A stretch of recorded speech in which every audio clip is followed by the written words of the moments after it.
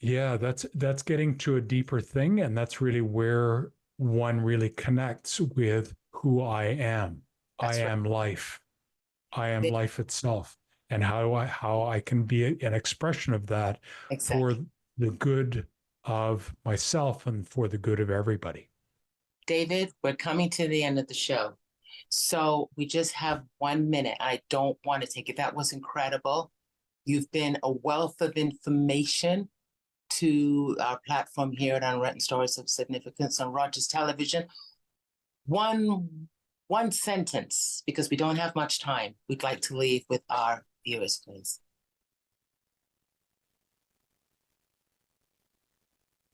I would say know that you're okay. Know that we're Know it from an inner place, whether you call that a soul, whether you call that of your being, whatever that is, you're okay. You're enough and you're here for a reason. wow. And find the expression of that reason to be here because we need you. You're On part of that this, note, you're part of the big picture. sorry. And on that note, thank you so much from my heart. Brainfocus.com, right? Brainfocushealth.com. Oh, sorry, correction. Thank you so much, love. Thank you so much. You've been a blessing.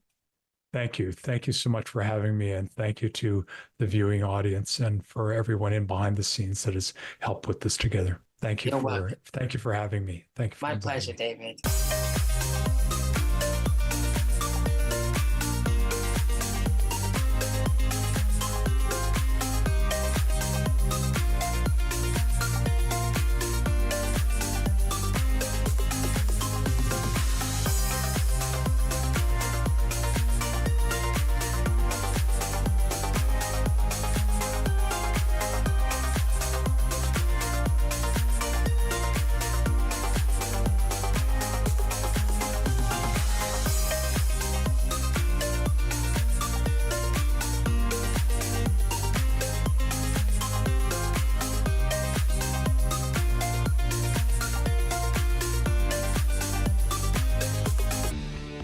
Connect with us by visiting our website or email us at comments@rogerstv.com.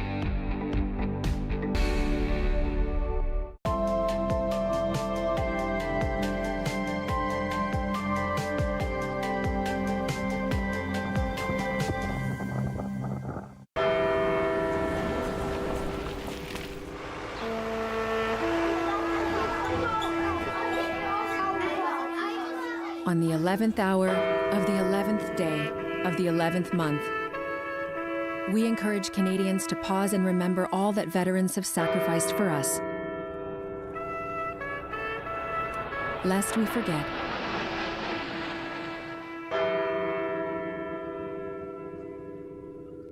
Summer days, summer nights, lots of things to do, places to go, and people to see.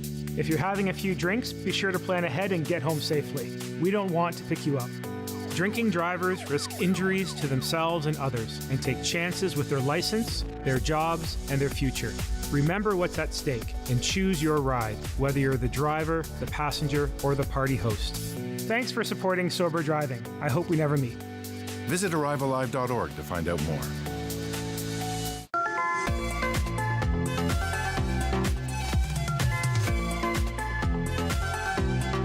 You're watching Rogers TV.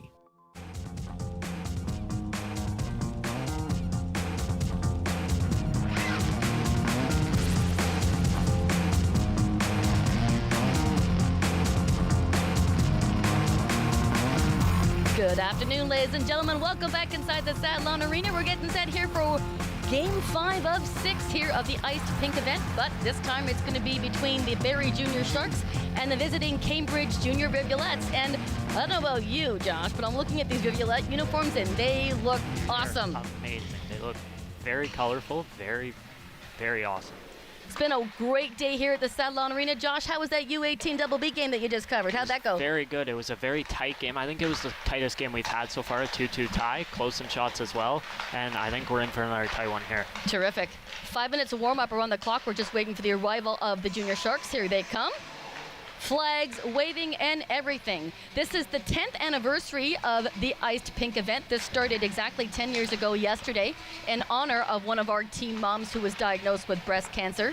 It has evolved over those 10 years to include all those affected by breast cancer and to bring awareness to the breast cancer cause. Later on, we're going to be putting up a QR code there on the screen, and which you can go there online and donate to the cause. Right now, though, we got a fantastic junior game in front of us, and I can't tell you, after yesterday's junior game against the Etobicoke Junior Dolphins, this one's going to be good. Yeah, the Barrie Sharks yesterday, I mean, it was a tough start. They were down 2-0. They were getting outplayed, but they slowly figured it out, and in the end were able to come back and tie the game. Not the result they wanted, being a loss, but they were able to pick up a point against a very tough Etobicoke team. Rivulettes were in action previously on October the 25th as they suffered a 3-0 loss to Oakville. Both teams proceed to go in action on the 1st on Friday.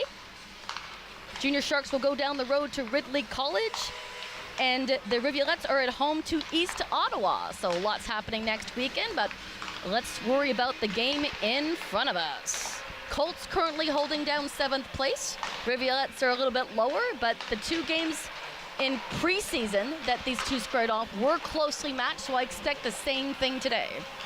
And one of the reasons it may have been so closely matched is even though Cambridge is struggling, both their goaltenders have had really strong seasons. If Cambridge can get the offense figured out, only averaging 1.95 goals per game, they're going to start to become a more dangerous team. And we witnessed this in the U13 AA game. Goaltending counts for a lot, keeping your team in it. It can't be overstated. Goaltending is really important. They are the last line of defense. You can't win a game by goaltending, but you can it certainly helps your cause by having strong goaltending and good representation between the pipes. Amelia Wilkinson has been awesome in net for the Barrie Jr Sharks as well. Definitely. You look at Courtney Beatsmuth, the starting goalie today for the Rivulettes. She's only 1-4 on the season, but she has a .913 save percentage. She's been really strong, just hasn't gotten the offense from her teammates. Win-loss ratio is not indicative of how strong the goaltender is in net, is that save percentage. And that number, the higher it is, the better off the goaltender is. And it's really exciting to see how these goaltenders rebound from getting goals past them and how quickly they bounce back from getting a goal behind them. So I'm really looking forward to this. Just under 3 minutes to go here in the warm-up, and we'll get set here for what I believe will be the team announcements of the starting lineups as well as our national anthem. We also do have a ceremonial puck drop happening today. Aaliyah Sutton is going to be doing the puck drop here for the Barrie Jr Sharks. Interesting to note, and we'll talk more about this later, the mother that started this event 10 years ago is Melissa Sutton, and her daughter at the time was playing on the Adam A team. 10 years later, she is now the captain of the Junior Sharks, which I think is a cool fact coming into today's game. It's been a while since I've called these guys in their white uniforms. Usually when they're home, they're wearing blue, so this is going to be a different turn of events. But like I said, I love these Cambridge Rivulette uniforms. Look at the pink socks, Josh. Talk about getting in the spirit. And I love the fact that these referees are now wearing black and white striped referee stripes. Like, this is really cool. Just under 2 minutes to go. Enjoy the warm-up here action, ladies and gentlemen, and we'll get our national anthems going here momentarily. Stand by, everybody.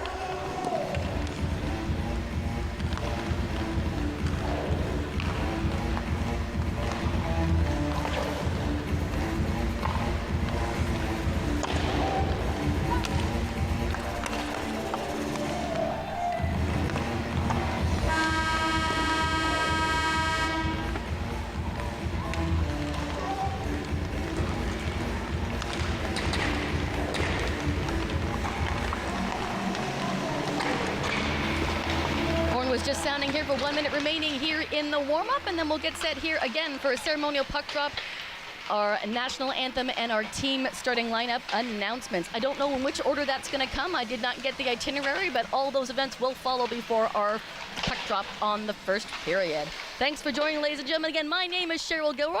I do the regular live streaming of the Barrie Jr Sharks over on the YouTube channel, and my cameraman is my color commentary this afternoon. Josh, thanks for joining me here this afternoon. This is game number 2 for you.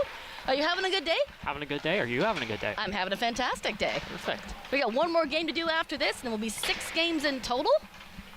And we're happy to be here. It's a fantastic event to be a part of. Warm-up's just coming to an end, and then we'll see here what takes place after that.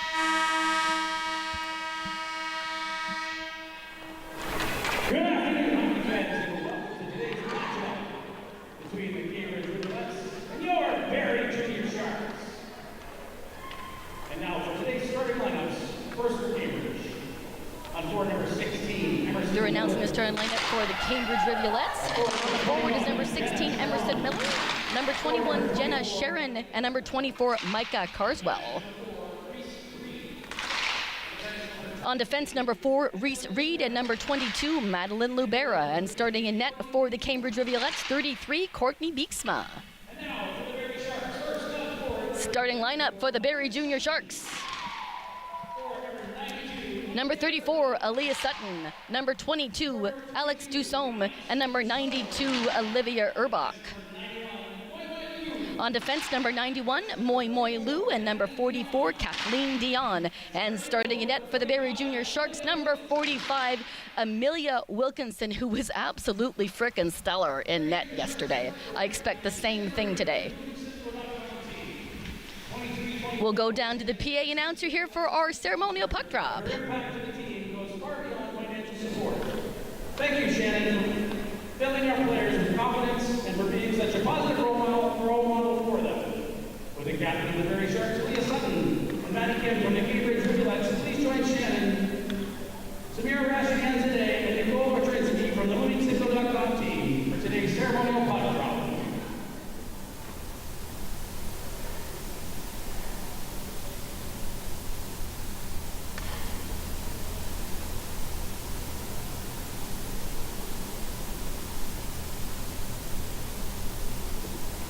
Thank you, ladies.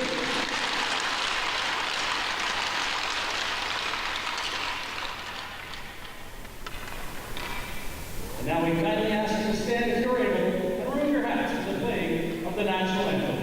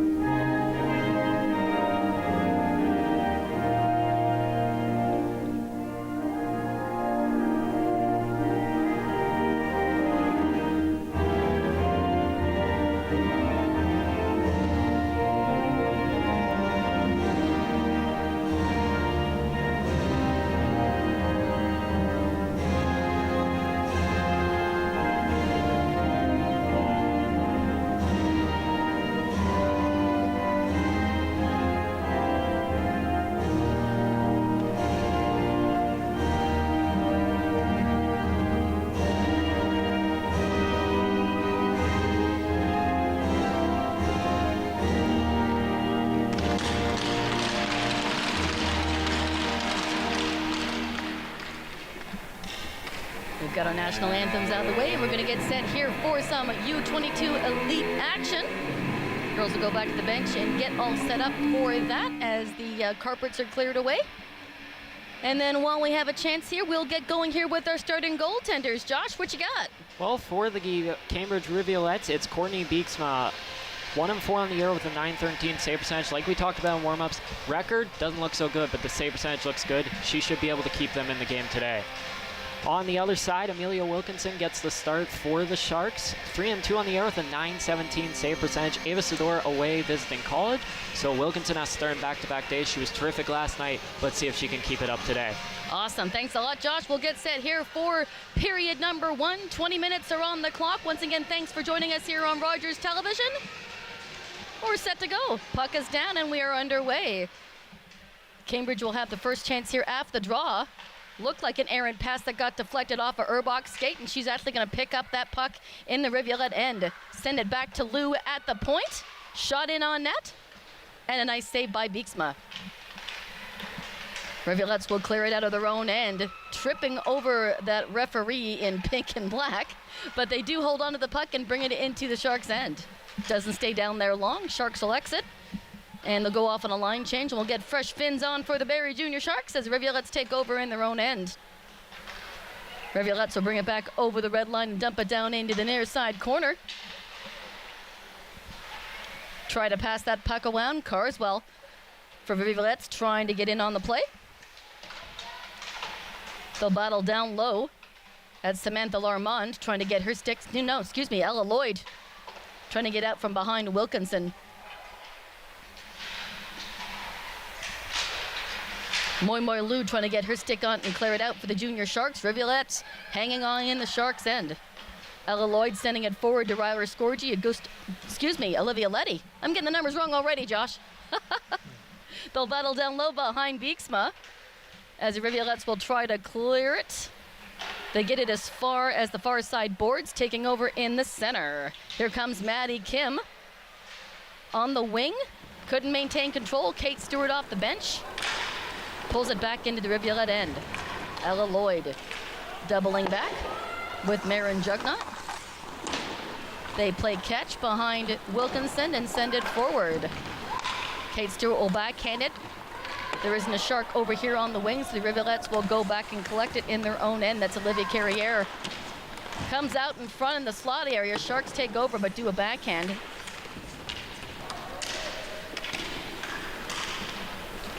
Urbach trying to get back in on the play. Down low. Rivulettes taking up possession behind Beeksma, and will try to clear. Cross-ice pass to the far side. Skips over the stick of the Rivulette. Sharks taken back over. Sonia Meta sending it forward. Madeline Lubera on the far side corner sends it over to her D partner, Reese Reed. They get it as far as the blue line. They play jump ball for a quick second, and the puck lands in the Rivulette's end. Reed back on the job behind Beeksma. She'll look at her options. Sends it over to the far side, but picked up by Charette at the blue line. That's another Charette. I wonder if that's any relation to the previous Charette that we saw earlier today. I don't commonly see that name, so maybe there is a relation. They'll battle for it in the corner.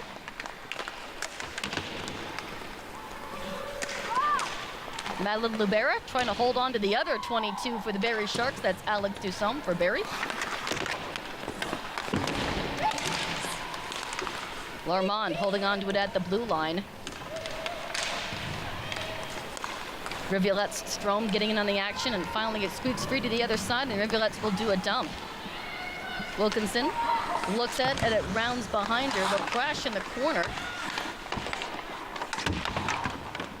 Jessica Vree getting her stick in on it, and it comes free. It comes all the way down, and that will be an icing call. Pretty strong start for both teams, neither getting a lot of chances, still feeling each other out, but both have looked pretty strong. Just what we expected between these two teams. We did see a lot of these two teams square off against each other in preseason action. This is the first regular season game between these two teams. Jessica Vree has it at the draw, right out in front in the slot area. Rivulettes had an opportunity to step in, but the puck skipped over Maddie Kim's stick. Jenny Keller sends it over to Moy Lou, and they play a little back and forth. Jenny Keller entering the zone, shot in on net, and another great save there by Beeksma.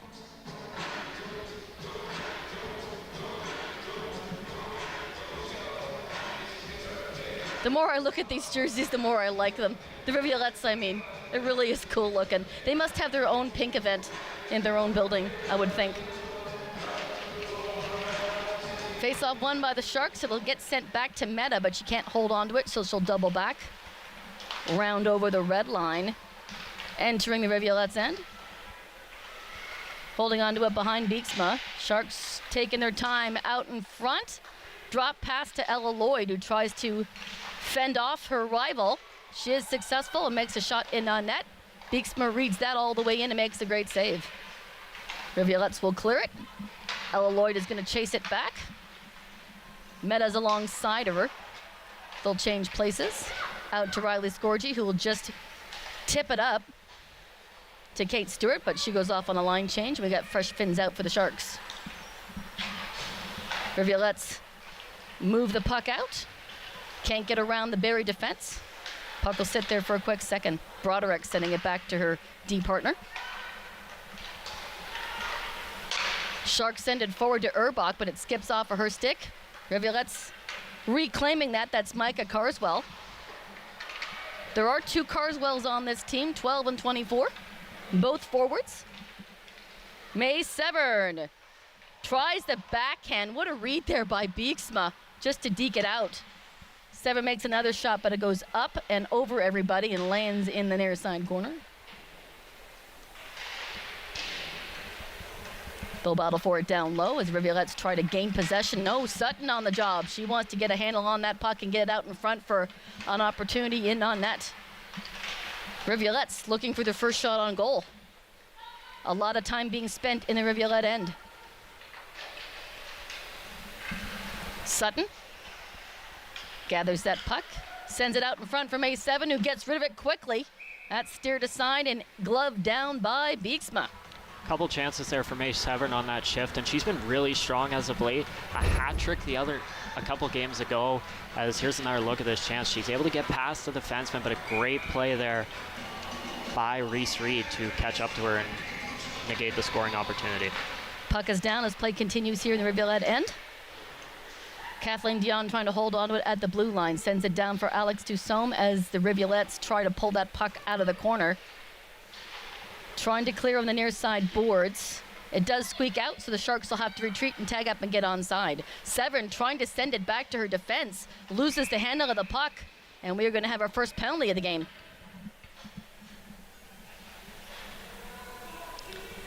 It's going to be a hooking call against the person we were just talking about, Josh. May Severn's going to sit 2 minutes or less. Let's have a look at that. Cambridge bring it up, and Severn gets a stick right in there. Yeah, you can see that clear as day. Yep, can't do that.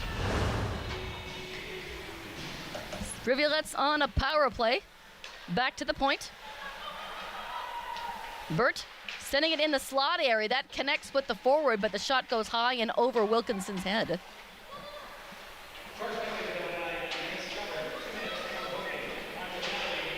Kate Stewart trying to pull it off the boards. It's Rivulettes doing their best to see if they can't get a shot in here on the power play. Shot in and a great save by Wilkinson. That shot being made by Kendra Rastari.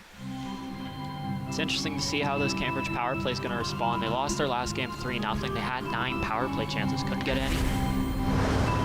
Sometimes that happened. They must have hit a hot goaltender. There's that goaltending thing again.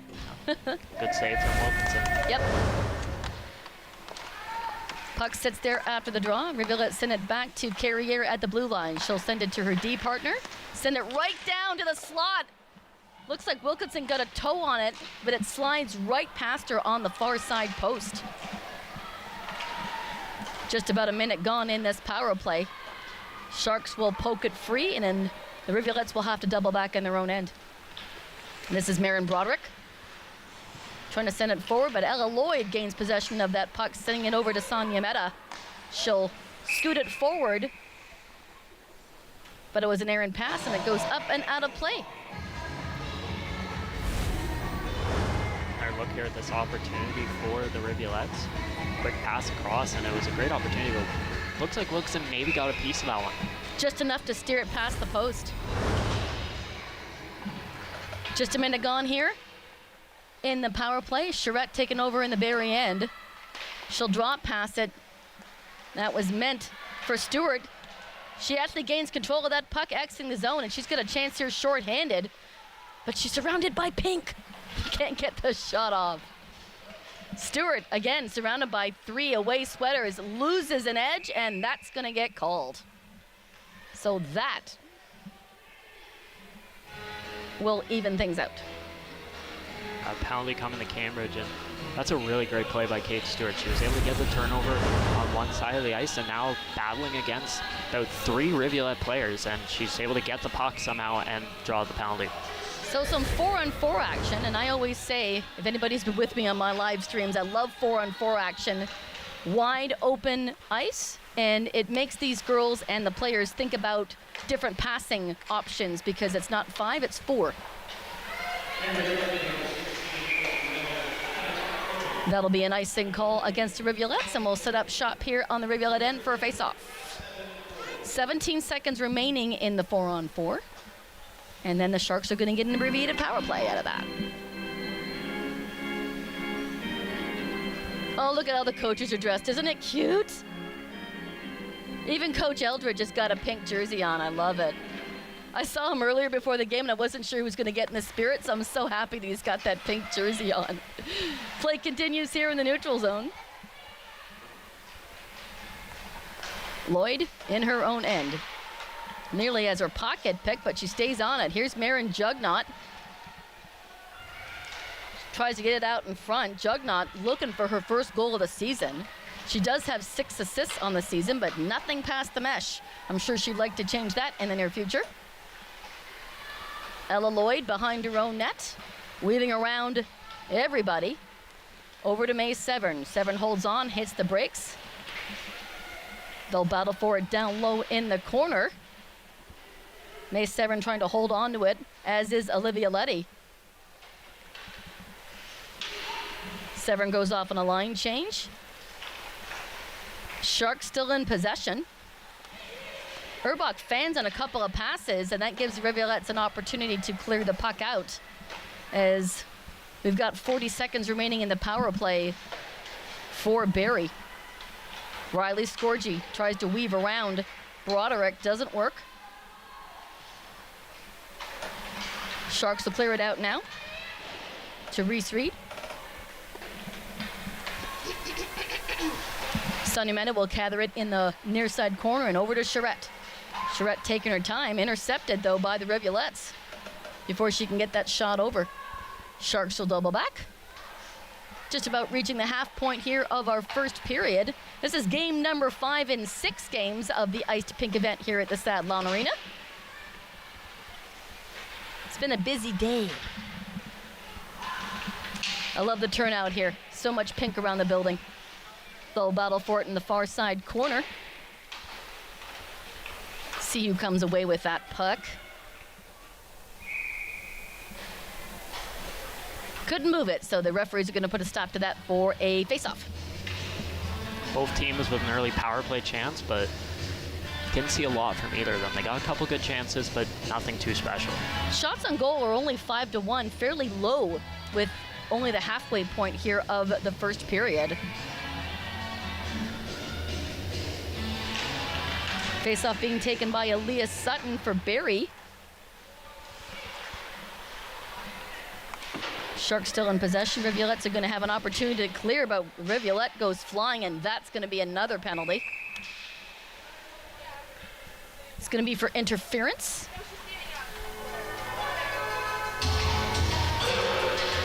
So, Rivulettes jump right back on the power play, Josh. It's going to be Moi Moi Lu going to the box here. He's taking another look and don't see the puck, but big collision. And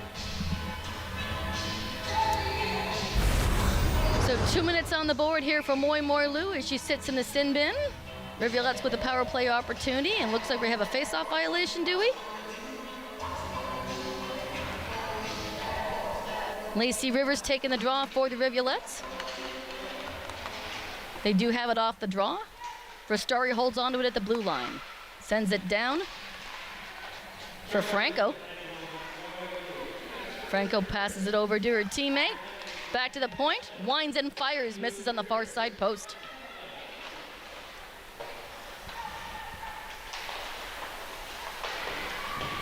Two white, two pink on the far side, and it squeaks into the Sharks' end, and they will clear. Rivulettes will double back. First 30 seconds of that power play has expired. Maddie Kim sending it over to Reed. Reed sending it forward, works around a couple of white sweaters. Oh, will drop past it to her defense. She can't hold on, and the Sharks will clear it out. Beeksma will leave it for Maddie Kim. Pass up. Rivers sending it forward. Over the blue line. A wall of white sweaters, and the Rivulettes can't go any further. They retreated back into their own end. Beeksma will leave it for her teammate. Pass out. Collected by Charette. Backhands it and puts it back into the Rivulette end. I haven't seen a shot on goal yet in this power play for the Rivulettes.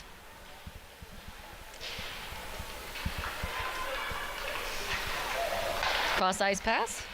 Ava Strom taking control. Has some problems getting past Olivia Urbach.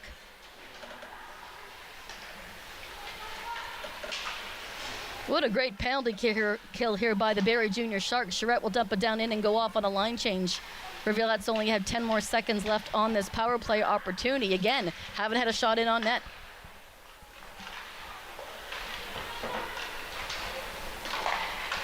Over to Lloyd. She's going to hold on, make a turn. Thought she was going to pass that to Dion, but she holds on to it herself. Banks it off the boards and sends it down deep into the corner. But not before crossing that red line, so we will have an icing call against the Barrie Jr Sharks. Cambridge power play now 0 for 2, and I think the main reason for that is how aggressive the Sharks have been on the penalty kill. They haven't given them time to set up at all. They've been very aggressive on pucks. You notice Stewart on the first power play, and then I noticed Jugnaught and Meta on that power play, really getting pressure on them, not letting them have any opportunity to get any setup going. Moi Moi Lu now out of the sin bin, and she will now participate in the play, 5-on-5. I'm not sure what the delay is here. Are we set for game? Looks like we are. Face-off being taken by Elias Sutton. Won by the Sharks. Ella Lloyd claiming that puck after it's down, and she will enter the Rivulette end. Hits a wall in the Rivulette defense, but Sharks still maintain control. Nearly landed on Jenny Keller's stick, but it bounces around and finally lands on a Rivulette.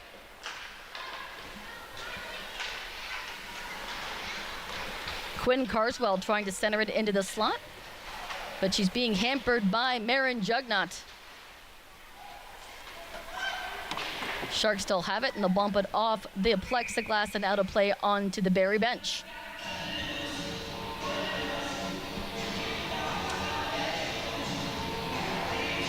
As you can see, the Barrie Sharks here, the Barrie Jr Sharks are not wearing pink. They do not have special pink jerseys, which is the reason why the Rivulettes are wearing them today.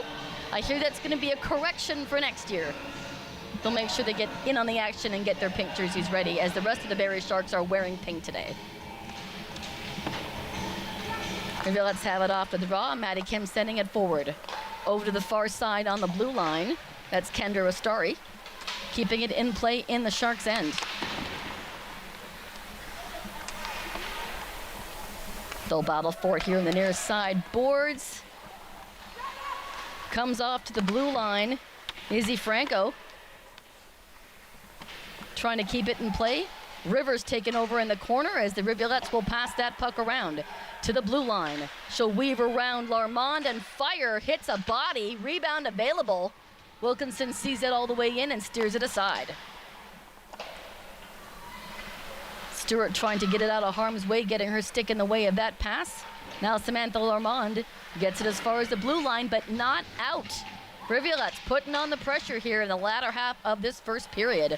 Kim can't get the shot on. Great job by Adrielle Charette. It will squeak out, and Samantha Larmond is going to have a bit of a space here. She'll get a shot off, but the goaltender Beeksma's got it. I think that was Cambridge's best shift of the game so far. A ton of puck moving around. Only one shot on that shift, but they were creating a ton of pressure. And that was even strength passing that puck around. Very good job. Down behind the goal line as the Rivulettes look to clear it out. That's Jenna Sharon. It'll come into the neutral zone and back into the Sharks' end. Kathleen Dion clearing it out, trying to send it over. Dusome hits a wall in Broderick on the blue line. They do manage to stay onside, but can't maintain control of that puck in the Rivulet end. Rivulette's passing it around. They'll gently bring it across that blue line. May Severn, again, taking control and setting it up and down. Reese Reed over on the far side.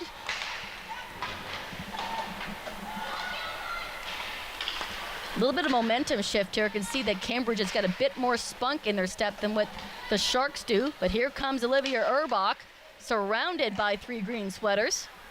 Pretty much sandwiched between all of those girls.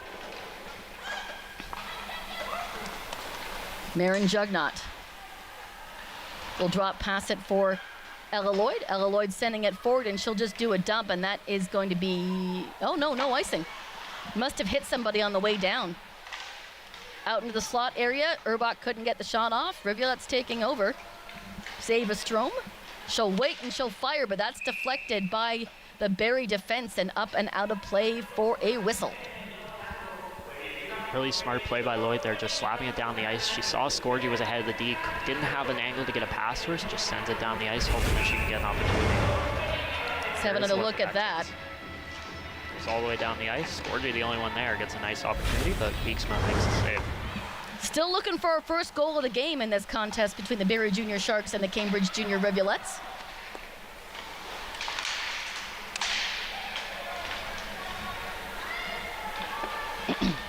For those of you that don't know, the Junior Sharks are the female equivalent to the Barrie Colts.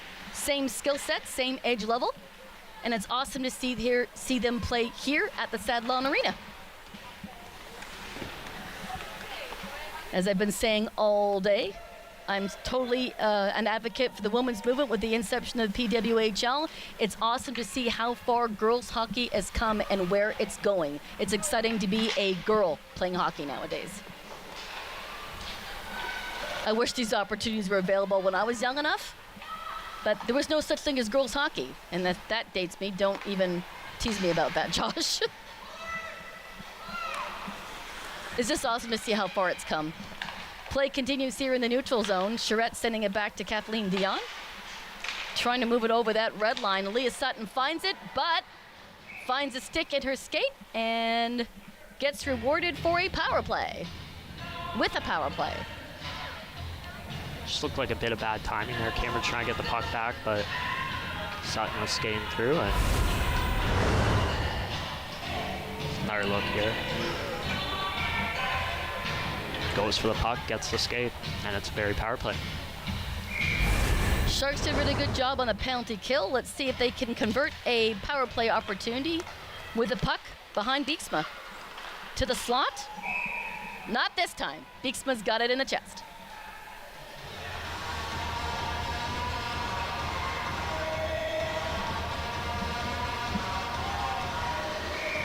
We'll have a face-off dot.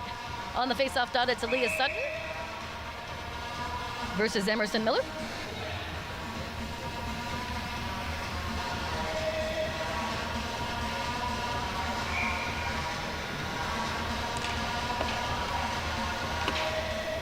Jugnot after the draw. Back to the point for Ella Lloyd. Lloyd's got 4 goals in the season. She's gonna double back here, send it up to Leah Sutton. Sutton over the blue line as the Sharks will chase it behind Beeksma. 30 seconds of the power play has expired. Lots of time left. Battle for it down in the corner. Sutton trying to pull it off the board. Severn trying to give her teammate a hand. Severn trying to weave around Lubera. Nearly squeaked it free. Lloyd has it at the point. Rebound available as the Sharks try to bat away at. That's Alex Dusome on the doorstep, but Beeksma says, no thanks, I've got it. So look at Ella Lloyd here, and it was yesterday in the third period that the Sharks got a power play opportunity down 1, and it was Lloyd with the goal off the draw that was able to tie the game. And anybody who was watching that live stream knew that I kind of went a little hypersonic on that one because I was really excited to see the Sharks tie that one up in the third. I was really rooting for them in the overtime, and it was a close overtime. Play continues here. We got a minute left on the power play for the Barrie Sharks. Lloyd still on the power play. Over to Shannon Pearson and then up to Jenny Keller. Pearson still in control to Lloyd. Lloyd sending it through the slot by everybody. Urbach tries the wraparound, but she'll send it back to the point. Lloyd will fire again. That's deflected by a couple of bodies into the corner. Back to Meta at the blue line. Over to Lloyd. Playing catch with Meta. Sending it forward again. Beeksma reads that all the way into the chest. Talking more about Lloyd, she's got such a good shot. There was about 3 chances on this power play so far that have been set up just from her shots from the point. When you get a good defenseman like that, it's cool to see how the good defenseman quarterback the power play as the puck cycles around, and she's really good at that. She reads the puck really well. Meta trying to send it forward to Pearson. Pearson back to Meta. Over to Lloyd. Lloyd will send it through the slot again and again. Beeksma's got it. Great start for Courtney Beeksma. Barrie has really ramped up the pressure here late in the period, already up to 11 shots now, and haven't been able to beat the goaltender. It's been a day of goaltending. Have you not noticed the trend Yes, here today? there's been Some a lot really of good good goaltending today in every game that we've looked at. It's been the exciting feature in every game so far.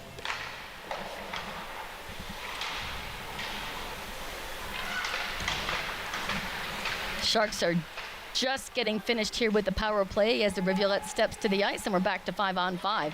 Back to Lloyd at the point. Couldn't hold on, so she'll backhand and send it down for Stewart. She can't quite get it out in front. Excuse me, Scorgie. No, it was Stewart.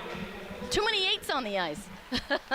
Jugnot trying to send it over. Scorgie misreads the play, so Ella Lloyd's going to help the cause.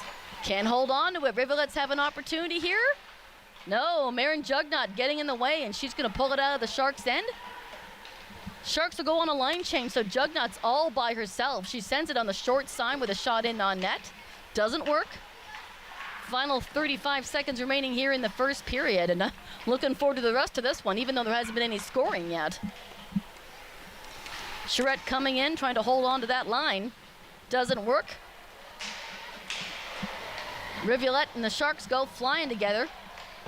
Sonia Mena passing it over to Larmond. Larmond sending it through the slot area, but by everybody.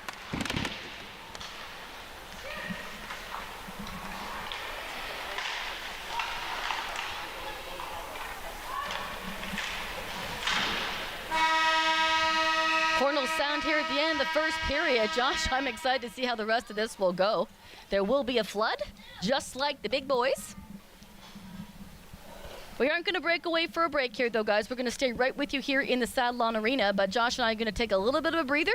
And in a few minutes, we're going to come back and give you some highlights on that really exciting first period. Stand by, everybody.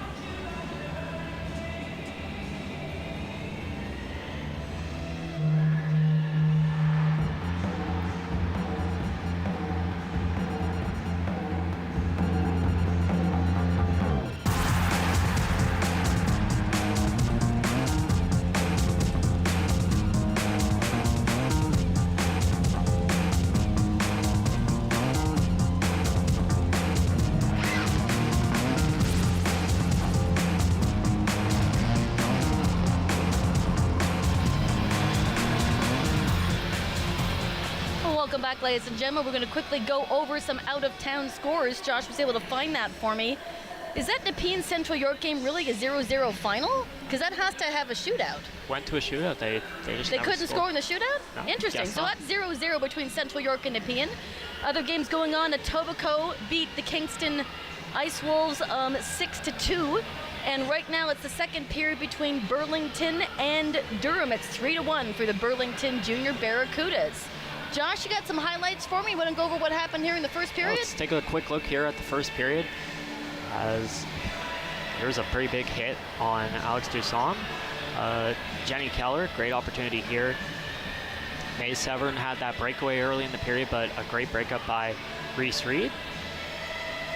Here's a look at probably the best chance Cambridge had the first period. Nice stop there by Wilkinson. And this was their best opportunity on the power play. A great chance right out in front, but Wilkinson up to the task again.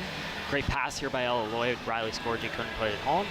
Talked a lot about Ella Lloyd's shot. There was a look at it there, and it almost set up a goal for Olivia Urbach. Here's Lloyd again. Shot, couple deflections, but Beeksma up to the task again. I think we're in for an exciting second and third period, and we're going to take another breather while Josh and I get some water. We'll come back and give you second period action. Just to note, you guys, there's going to be a QR code coming up there, and I'll see if I can't get that on the screen for you folks. QR code to go ahead and donate to our cause today. We certainly appreciate every dollar that is spent to raise awareness for breast cancer. Josh and I are going to take a quick break, and we'll come on back for the second period, so stand by, everybody. We'll see you in about 8 minutes.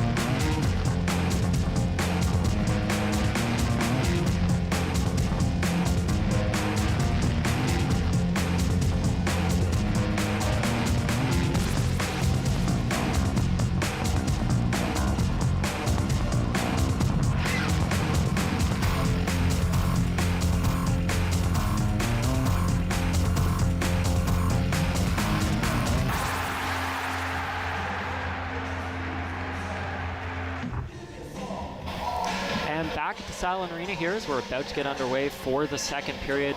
Minute 18 on the clock before we can get the second period underway.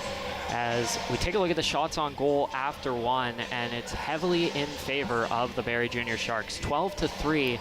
And I don't know, it felt like it was a bit closer of a period than 12-3. There was good chances for both teams, but it seems like Barrie got more of the actual chances on net. Both teams also had 2 power plays, neither able to score.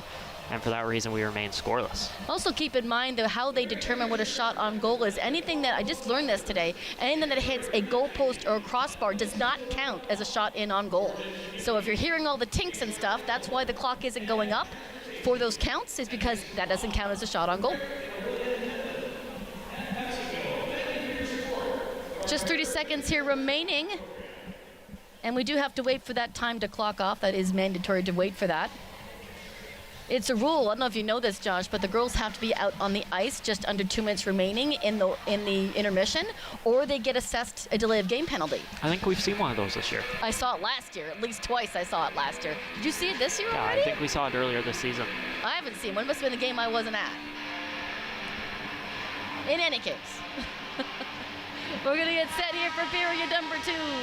Looks like it's going to be Sutton versus Rivers in the face-off dot. Again, thanks for joining us here on Rogers Television. We do have one more game after this one, but that's going to be over on the Facebook page, and Josh will be on the call for that. That'll be U15A game, the 6th and final game of today's Iced Pink event. Down low in the corner, Moy Lou's going to try to get it out of harm's way. Sharks are clear. Goes by Dussom, and they'll chase it into the corner, but not before the whistle goes for icing. Alex Dussom coming into this game with goals in 3 straight. She's started a bit slow, only 2 goals and an assist coming into this goal streak, but now she's really starting to come alive. It's like she's starting to find her footing and get into good grooves. It takes some players a little longer to find their edge and really get into a good groove. Well, another player it took a bit for was May Severn, but now she leads the Sharks in goals. 9 goals. She's been really, really strong these last couple of weeks. She was fun to watch. Last year was her first year as a Barrie Jr Shark. I believe she came up from U15 AA, and in her first year, she did awesome, and in fact scored the first ever hat trick for the Barrie Jr Sharks late last season, and already has a hat trick this season. Well, sorry about that, Josh. Go ahead. Interestingly enough, both Severn and Dussom scored last year against Cambridge.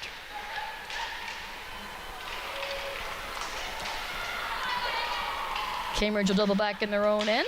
This is Reed. Hits the brakes and tries to send it forward. Comes right back into their own end. Reed recollects that and sends it forward to Micah Carswell.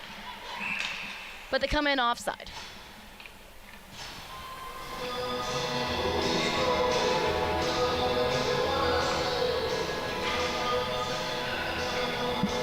This junior Shark game is played identically in every way, shape, or form to the Barrie Colts of the OHL. Same length of periods, same intermission times.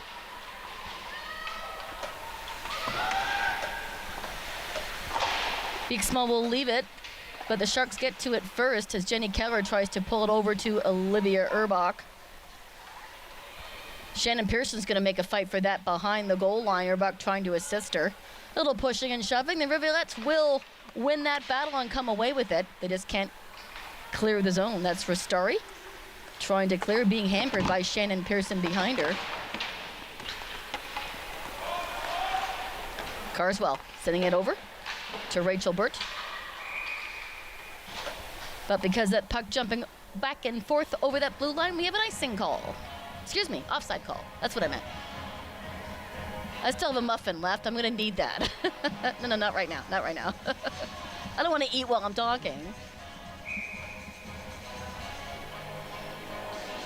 Stewart on the draw for Barrie against Rivers.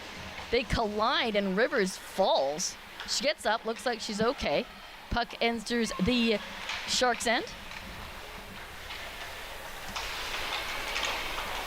They'll battle back and forth behind Wilkinson, who hasn't seen the puck a whole lot. Sharks putting on a great amount of pressure as the shots on goal are very lopsided towards the Barrie Sharks. But what counts is on the scoreboard, and right now that is locked up at double goose eggs. Olivia Carrier trying to work it around Beeksma, sent back the other way.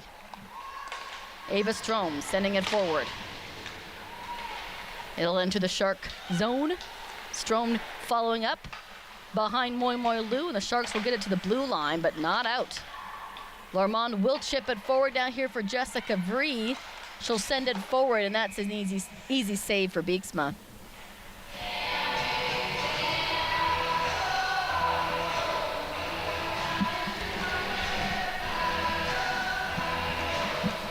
Josh, are you tongue-tied?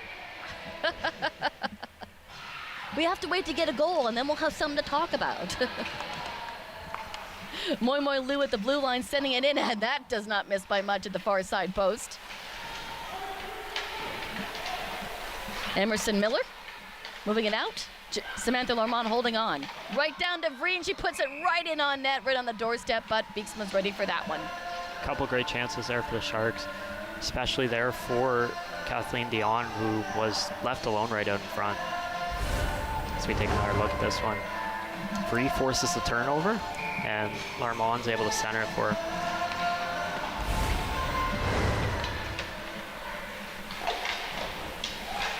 Play continues here in the Rivulettes end.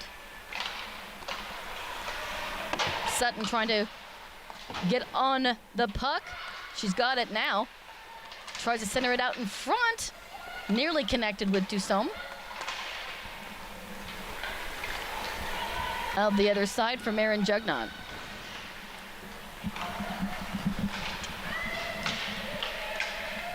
It'll come down, and that will be an icing call against the Barrie Sharks. Quiet for penalties so far. Just 3.5 minutes into the second period. I prefer that. I don't like to see anybody sit down the sin bin. I want everybody to enjoy and have 5-on-5 action. Lauren Stiles on the draw for the Rivulettes. They do hold on to it at the blue line and send it down low. Marion Jugnot trying to work her way with a backhand and pull it out to Dusome. She attempts to shovel it forward. It does escape the zone. May 7 in her own end, in the Rivulettes end, makes a shot in on net. Just goes high and wide. Rivulettes taking behind their own net, try to clear the zone. Stewart's tried to get her stick in on it, but Quinn Carswell pulls it into the Sharks' end.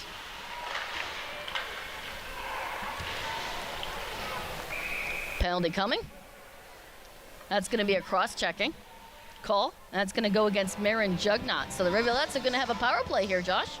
Yeah, it looks like our first power play of the second period. As here's another look at that chance from May 7. I think she's been the best Shark tonight. She's had some great opportunities. Another one there. Here's a look at the penalty from Jugnot. Cross-check to the back. And that gives Cambridge a chance here on the power play. Let's see what happens with the Cambridge Rivulettes and see if they can convert this opportunity to find the back of the net. They'll cycle that puck around, hits a body. Urbach nearly gets away with it. She'll escape with it now and send it down into the Rivulette end. Rivulettes will have to backtrack and recollect in their own end. Stewart on the hunt, trying to pickpocket the puck off of Olivia Carrier. Stewart has it again. Hits Carrier. Tries to skate away, but she's surrounded by 3 dark green sweaters. Rivulettes have it now and will exit the zone and send it forward. Jessica Cochimiglio in the Sharks' end.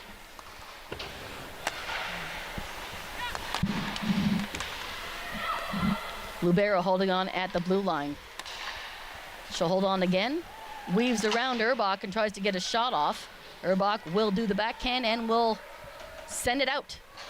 All the way back into the Rivulet end, collected by Reese Reed. 1 minute gone. 45 seconds remaining here on the power play for Cambridge. Ava Strom over the blue line, hits the brakes, sends it back to the blue line for Reed, who gives it right back to Strom. Strome will battle against Kathleen Dion down low in the corner. Jenny Keller coming in to try to give her a hand. And they're going to whistle that one dead. Ooh, some pushing and shoving after the whistle. Cambridge currently on a 3-game losing streak, and I think the main reason for it is their power play. 1 for 25 during this losing streak, and 22 seconds left on this one, and if they can't capitalize, they're going to be 0 for 3 already today. I don't think they've even had a shot on goal in this power play yet.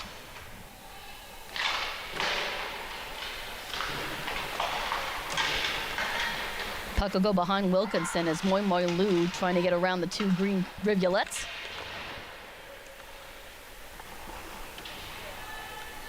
They'll battle for it here in the near side corner. Letty trying to pull it off for the Sharks. Lubera for the Rivulettes has it. Sends it to the other side to Jenna Sharon. Sharon towards the net, misses on the near side post. Penalty has expired, back to 5-on-5. Sutton will leave it for Moi Moi Lu. And over to Kathleen Dion. Dion tries to get around everybody, but sent backwards. Rivulettes regaining possession. Comes into the slot, cross-ice pass for Rachel Birch. She'll send it high and wide.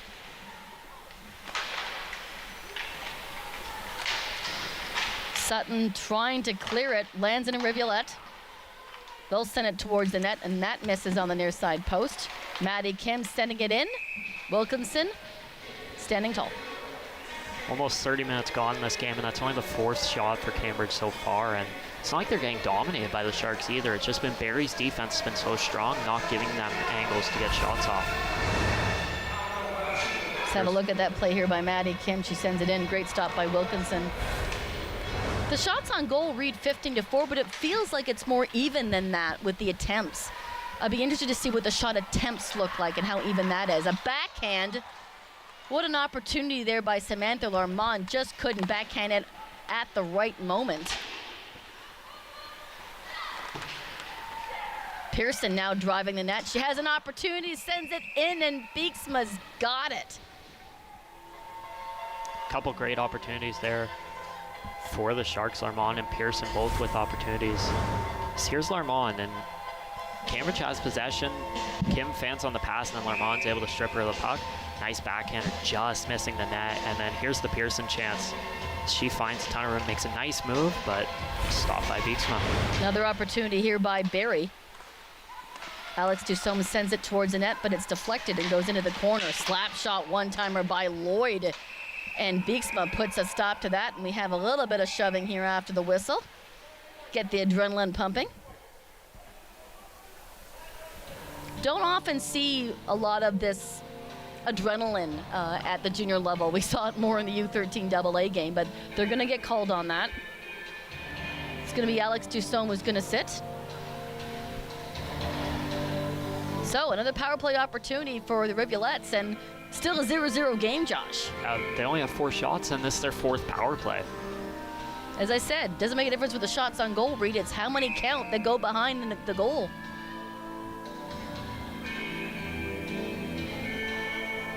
Ava Strome will take the draw. Lloyd will now come in. 227s battling for it. Won by the Rivulettes.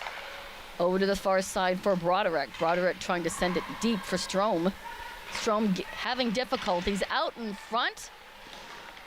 Broderick tries a slap shot, but it's deflected by a couple of skates and got sent to the corner. It was a slashing call for Alex Dusome. Franco holding on, sending it down low. Rivulettes will bring it around the far side boards. And a breakaway chance here for Aaliyah Sutton. She's got time, she shoots, finds the top of the mesh. Hey Josh, it's 1-0. Short-handed. Pretty cool moment there for Aaliyah Sutton, the captain of the Barrie Sharks. Short-handed goal there to get scoring started here as we take another look. And just misplayed at the point, bobble, and Sutton's off to the races, and she picks her spot right over top of the goalie, and the Sharks are off to a 1-0 start. Interesting to note that in the Iced Pink event here last year, Sutton also had a goal. And we'll talk a bit more about why that's important later after the second period is over.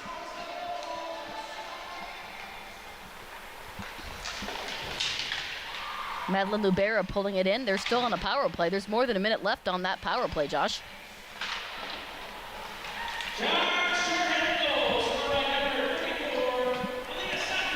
That was a loud response, hey Josh? That was loud. I don't think we hear it that loud when the Colts are in the building, do we? Rivulettes passing it around. Reese Reed sending it down into the corner. Rivulettes taking her time. Back to the point for Reed. Reed will slap it in. Wilkinson's got that in the glove, and we got 44 seconds left on the power play. Leo Sutton with that goal. She was named captain just a bit ago, and since then she's really taken off. It seemed to be a bit of a boost for her. That's her first goal of the year. She also has 7 assists since being named captain. Always remember, too, the captaincy is voted on by the players, and it means a lot when your team puts the C on you. A lot of confidence boosting in that. Play continues here with 35 seconds remaining in the power play. Jenny Keller trying to pull it off for Barrie. They'll battle for it behind the goal line. Still can't pull it out in front. Jenna Sharon trying to get in on it, and we've got another penalty coming, this time for head contact.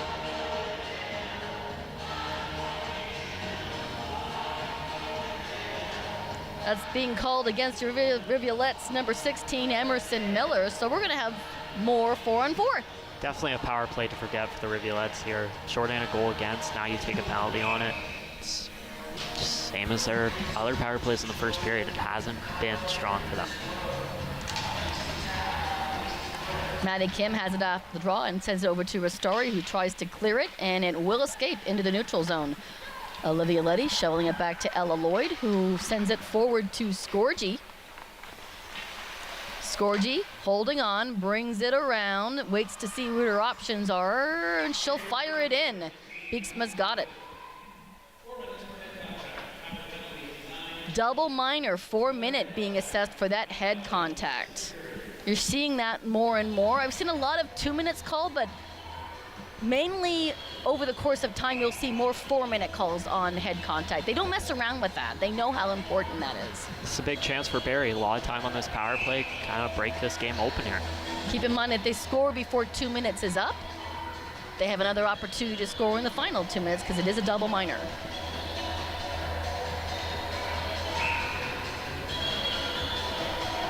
Stewart on the draw for Barrie.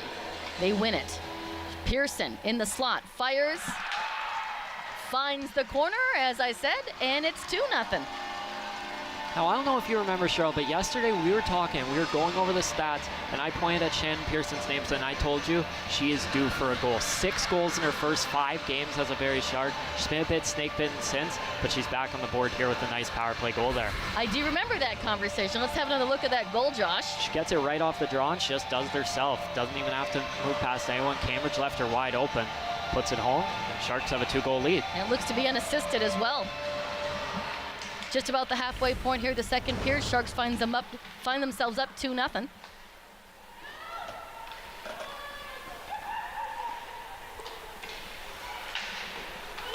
And still on a power play. So that clock was reduced down to 2 minutes after that goal, and they're still on a power play.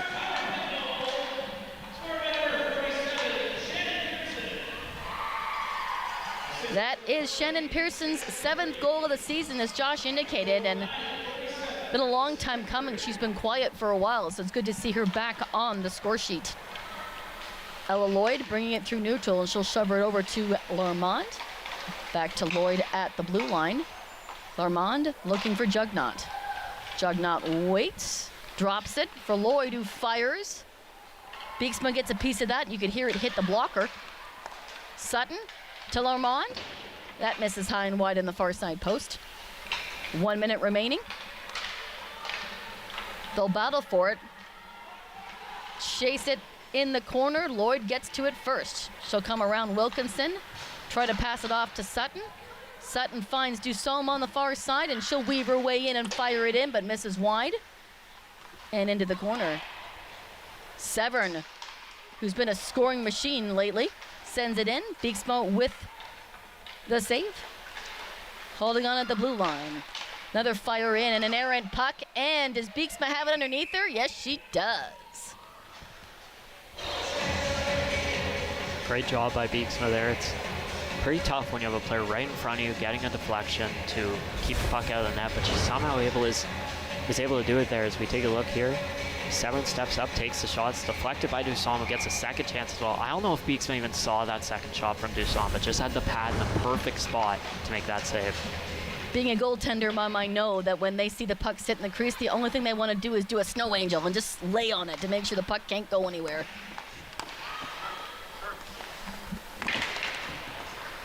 Out in front, shot in. Great steer aside there by Beeksma. Erbach sends it back to the point. Erbach trying to send it over to Dussault, but picked up on the blue line. Over to Adriel Charette. Pass it over. Penalty has expired. We're back to 5-on-5 here with just over 8 minutes to go in the second period. 2-0 Barrie Jr Sharks. This is game 5 of 6 in the ice pink event. Shot in, sails wide on the far side post. Temeta should do another shot and then misses on the near side post. One more game coming up after this, and it's U15A to wrap up the day.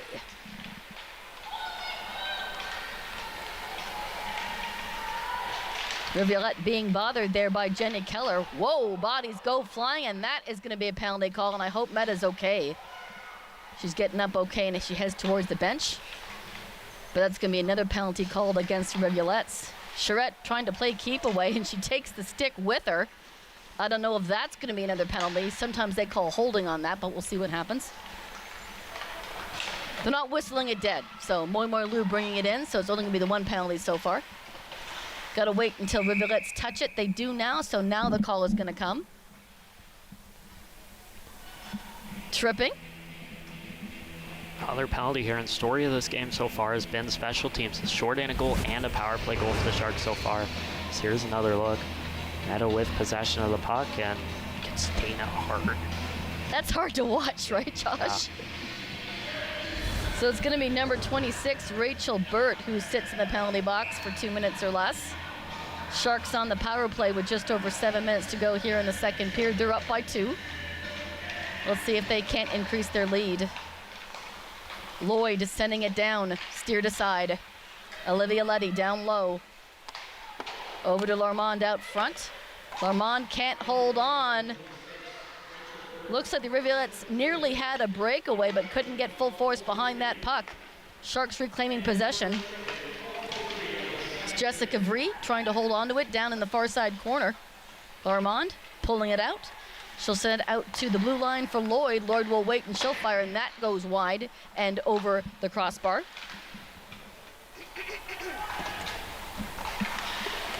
They'll continue to battle down low. Rivulet's trying to pick it up, and they will, as Jessica Vree was tied up. Sharks will reclaim possession at the blue line. Lloyd taking her time, sending it in. Hits a skate, and it will bounce out. Sharks back on the job, but again, hits a body, and the Rivulettes will get away with that one for now, with 1 minute to go in the power play for the Barrie Jr Sharks. 26, Rachel Burt called for the penalty. Up for Jenny Keller. Look at her options, sending it over to Riley Scorgi.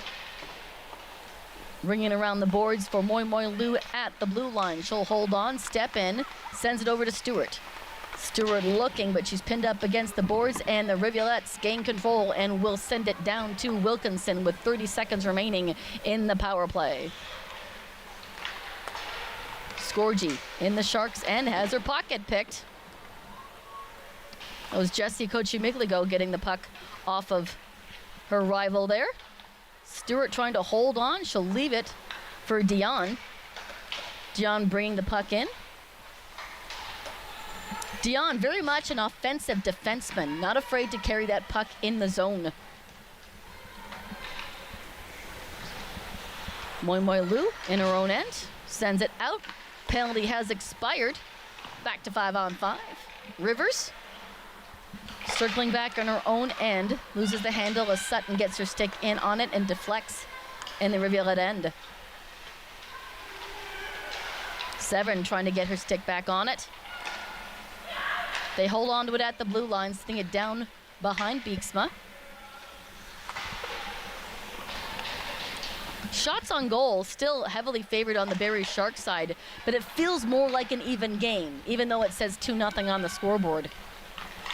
Aaliyah Sutton down behind Wilkinson. Rivulettes are holding on. Jugnot over to Lloyd. Lloyd has had some serious ice time in this game. She's also had a couple of really good opportunities in net. I think you read my mind, because I'd love to see what Ella Lloyd's ice time is. She's the workhorse of the power play. She was out there for a majority of the time on all 5 of Barrie's power plays so far. She is the top goal scorer as defensemen go for the Barrie Jr Sharks, so she knows how to get the job done. Charette at the blue line. Try to backhand it down low, but it's picked up by Emerson Miller. Rivulettes will squeak it free. It will go the distance. Icing waved off. 4 minutes to go here in the second. Rivulettes trying to work their way out in front. Sharks getting in the way. That's Olivia Urbach. Puck will escape. Here comes Urbach. Over to Pearson. Pearson waits, she'll fire, and that just misses on the far side post. I was about to say the floodgates are open for Shannon Pearson, but she misses on the far side post. Rivulette's now in possession, try to get a shot off. It's deflected into the corner.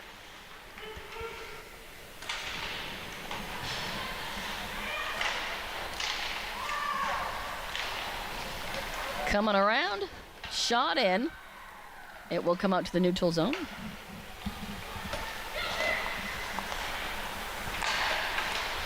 Pass up, but it's intercepted. That's going to be a penalty. Yeah, there's going to be a charging call on that, Josh. Another penalty for Barrie, giving Brampton or Cambridge yet another opportunity on the power play. I'm rubbing off on you, Josh. You make mistakes too. Here's a chance for Shannon Pearson, looking for her second of the game and barely missing that one right there. That was a great opportunity. I think Beatsma got a toe on that, which just kicked it free on the far side. Bit more to the left, and it's a 3-0 game. I know I'm making mistakes, Josh. I'm just pointing out that you make them too.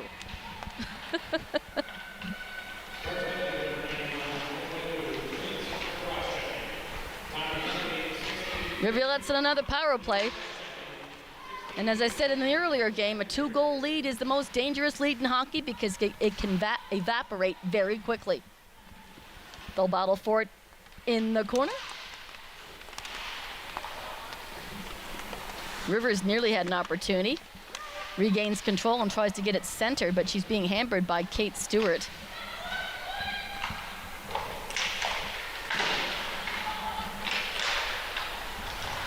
And here we go, Marin Jugnot. Marin Jugnot looking for her first goal of the season. She'll leave it for her teammate and head off to the bench for a line change. This is Samantha Larmond down the corner, but she has her pocket picked by Madeline Lubera. Sharks holding on possession. This is Kate Stewart here in the Rivulet end. She'll weave around the defense, try to poke it out in front. Loses a handle for a second, but still maintains control. Charette over to Meta at the blue line, who sends it in. Errant puck, and Scorgi totally jumps on that rebound and scores. I don't think Riley Scorgi will have an easier goal this season. That was perfect rebound for the Barrie Sharks right there. Riley Scorgi's third goal of the season, and it's a beauty. Let's have another look at that. Charette down low to Sonia Meta. She'll fire it in. Rebound available, and Scorgi right there with the stick to bat it in. Just no chance for Beeksma to have any opportunity at that one. Just about here in the latter half, actually the latter 2 minutes here of the second period. Sharks up by 3. I think we're going to have a longer highlight reel after the end of the second, Josh. Great chances by both ends, like seriously, on both sides.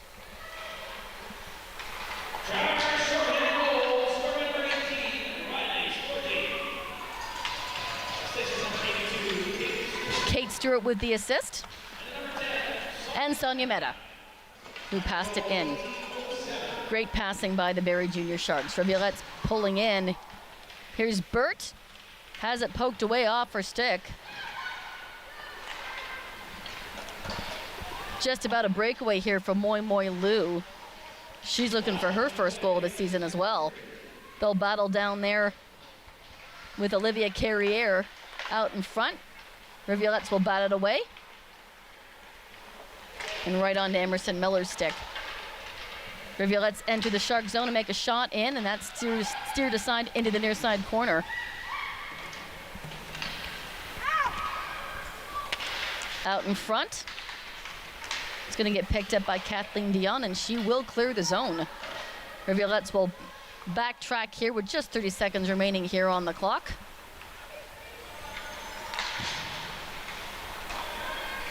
Rivulettes taking their time trying to clear the zone. Gets as far as the blue line. Some pushing and shoving as the Rivulettes come in. Penalty being called, but that will no longer happen because the Rivulettes will score. Let's hope that Rachel Bird is okay as she kind of hit a wall as she entered the zone.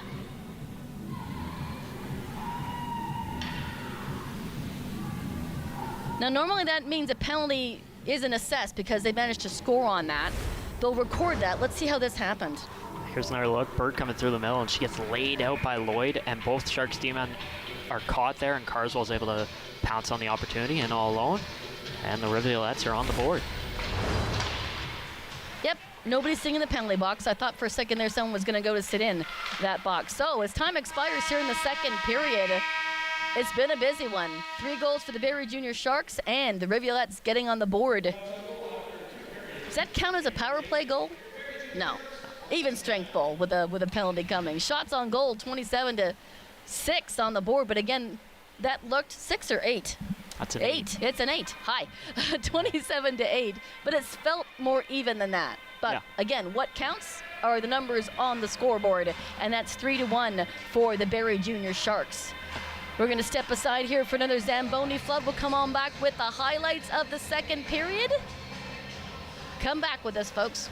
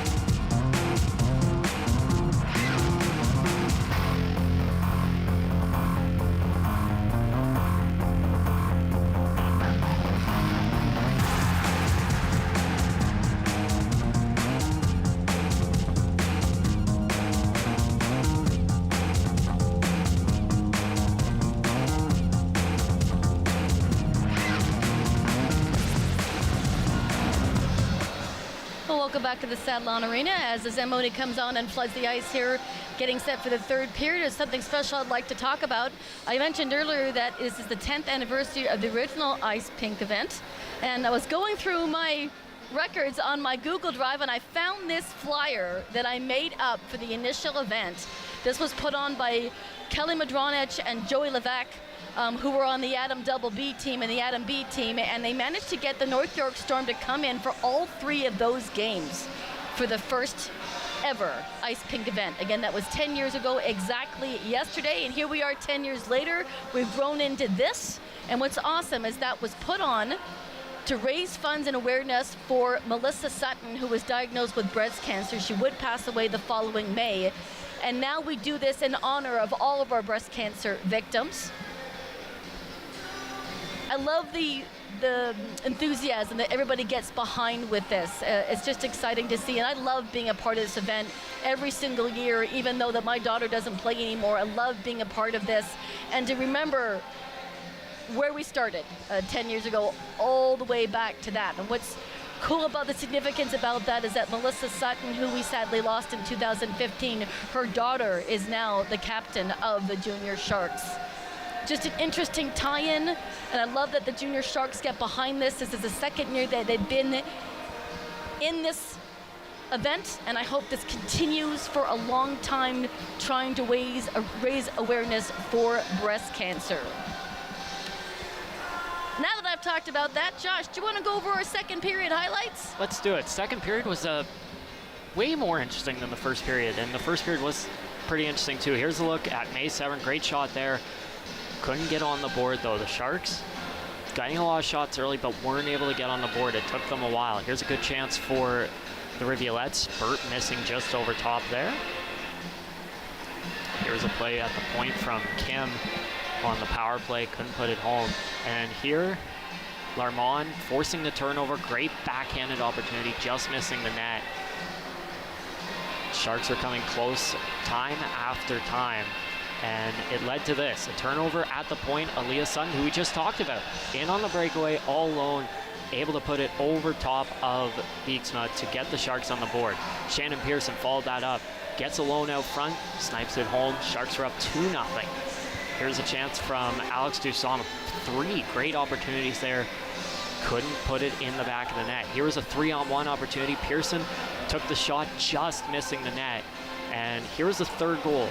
Sonia Mehta with a shot, stopped. Easy rebound for Riley Scorgi. So we'll take a second look at it as well.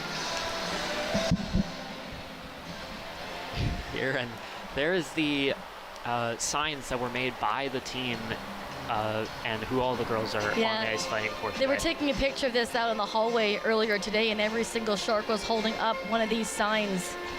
I don't think there's anybody around who's not been affected by breast cancer. I had a cousin who died of breast cancer. I know several people who've been diagnosed with it and have beat it, and a lot of people who have lost significant others due to it. It's very important that we raise more awareness for this cause and see if we can't beat it sometime in the future. We're going to go for another break here. We'll come back for the third period. Thanks for joining us, ladies and gentlemen. You're watching Junior Sharks Hockey on Rogers TV.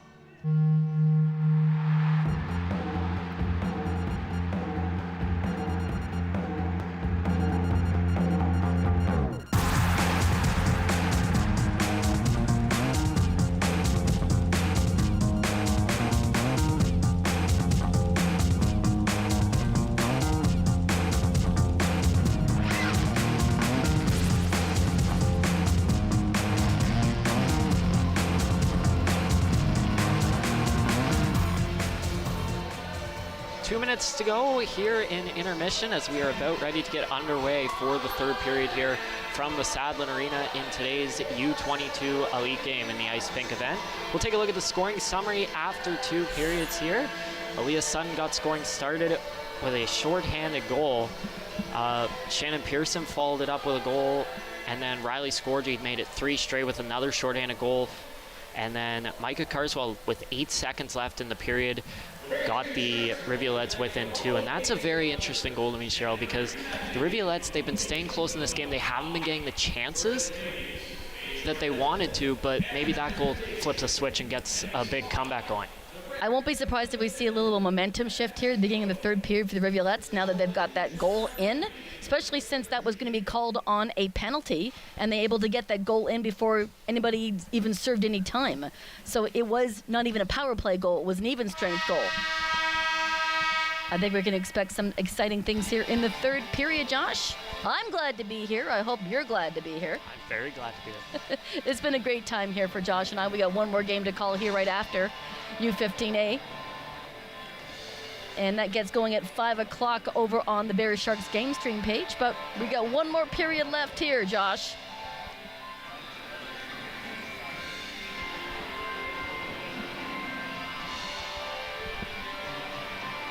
Let me see who's on the ice to start the third. We've got Urbach, Pearson, and Keller on the forward.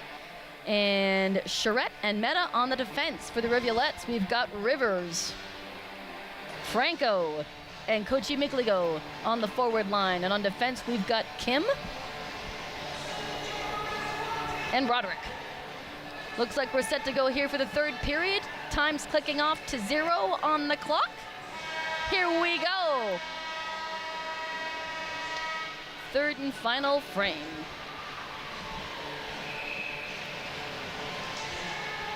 Sharks have it off to the draw.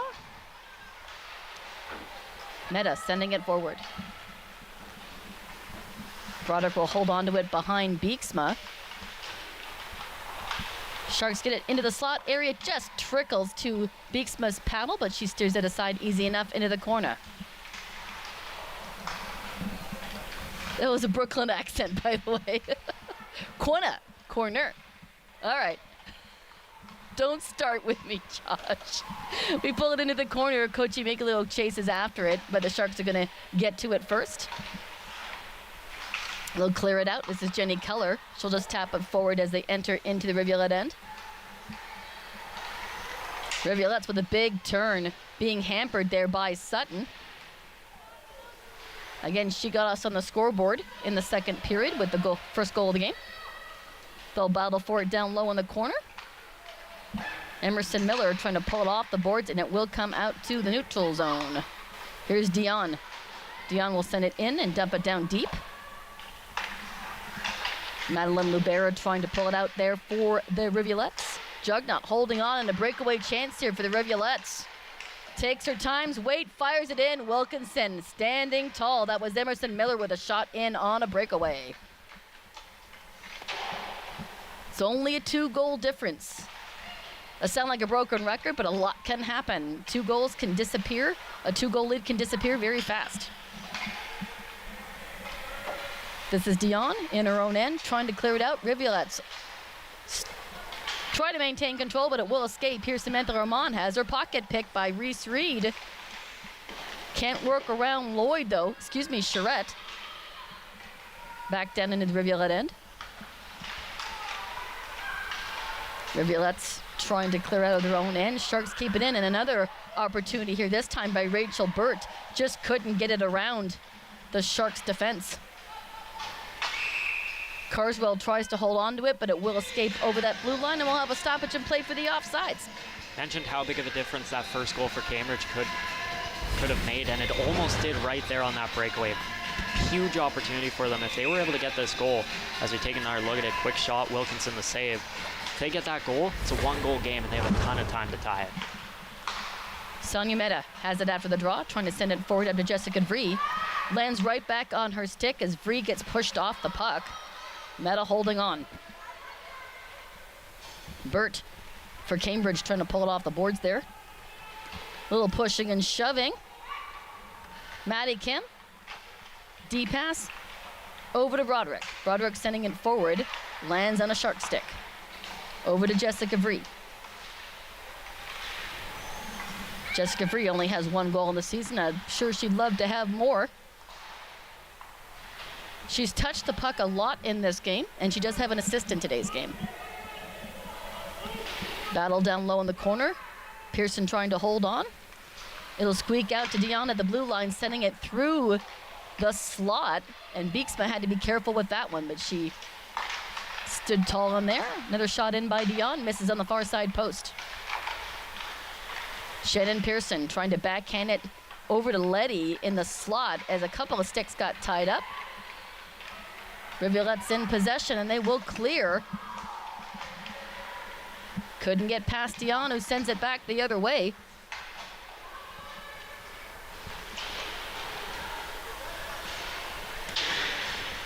On the near side boards, trying to pull it off. Goes out to Franco, but she can't hold on. It rolls off the end of her stick. Sharks taking over. Sharks sending it through the neutral zone. Here's Olivia Urbach trying to push her way over the blue line. Loses an edge for her trouble and hits the ice. Jugnut trying to hold the line. She'll dig away at it, and she will hold it. Sutton trying to center it and get it around Olivia Carriere. Out in front, Keller fans on the shot attempt, or that may have found the back of the mesh. Play continues. Sutton trying to feed it out to Keller, and now May Severn in the corner. Excuse me, Urbach in the corner. Jugnut couldn't hold on. Oh, Jenny Keller in the slot, sends it back towards the net, but it's deflected back into the corner. Franco trying to chase behind Sutton. Sutton gets there first, gets it out to Franco's stick, and she is going to come away with that puck, and she'll dump it down, and that will be icing against the Rivulettes.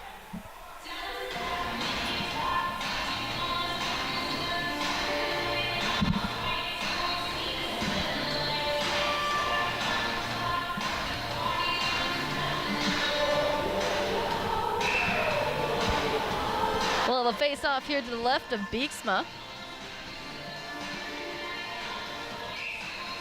Still lots of time left here in the third period. Only a 2-goal deficit for the Rivulettes. Franco will now come in and take the draw instead of Ava Strome. Face-off won by the Sharks. Lloyd again at the point, fires it in. Beeksma has it.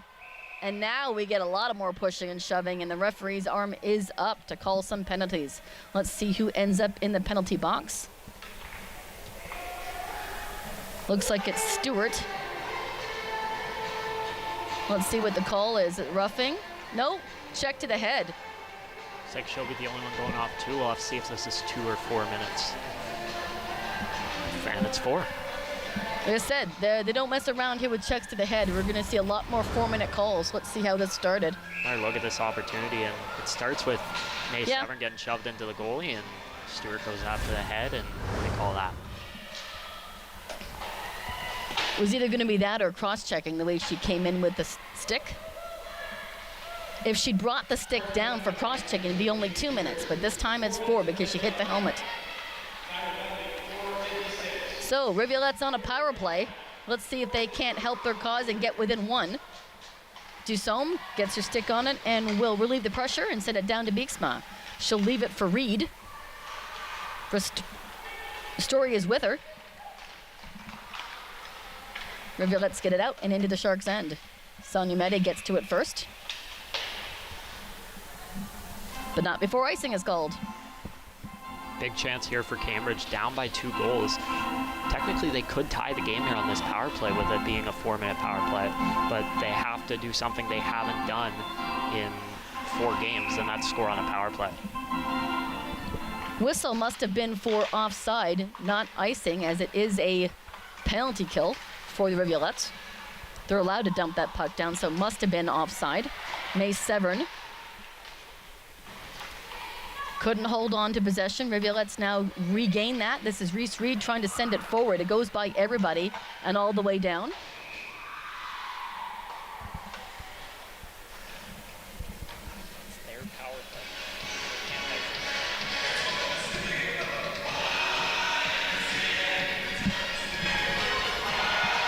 So whistle for the icing call. It is an icing call. I had my facts mixed up. It's only if the Sharks dump it back the other way. I got it now. I think I'm a hockey fan. Thanks, Josh. Dion into the corner. Ristori. It's been a long day, okay? Over the red line, Erbach will take it back into her own end and try to work around the Rivulette. That's Rachel Burt for Cambridge. Reese Reed collect it behind Beeksma. First minute and a half of that 4-minute power play has expired. Sharks are doing such a good job at keeping it down in the Cambridge end.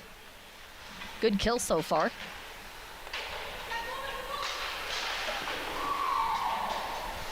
Right back to behind the goal line. Beeksma will leave it for her defense.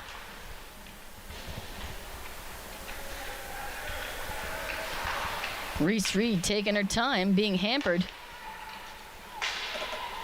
by Jessica Vree. She gets it out. Dion will collect it behind Wilkinson. Sends it forward. Rivulettes can't get anything going here on the power play.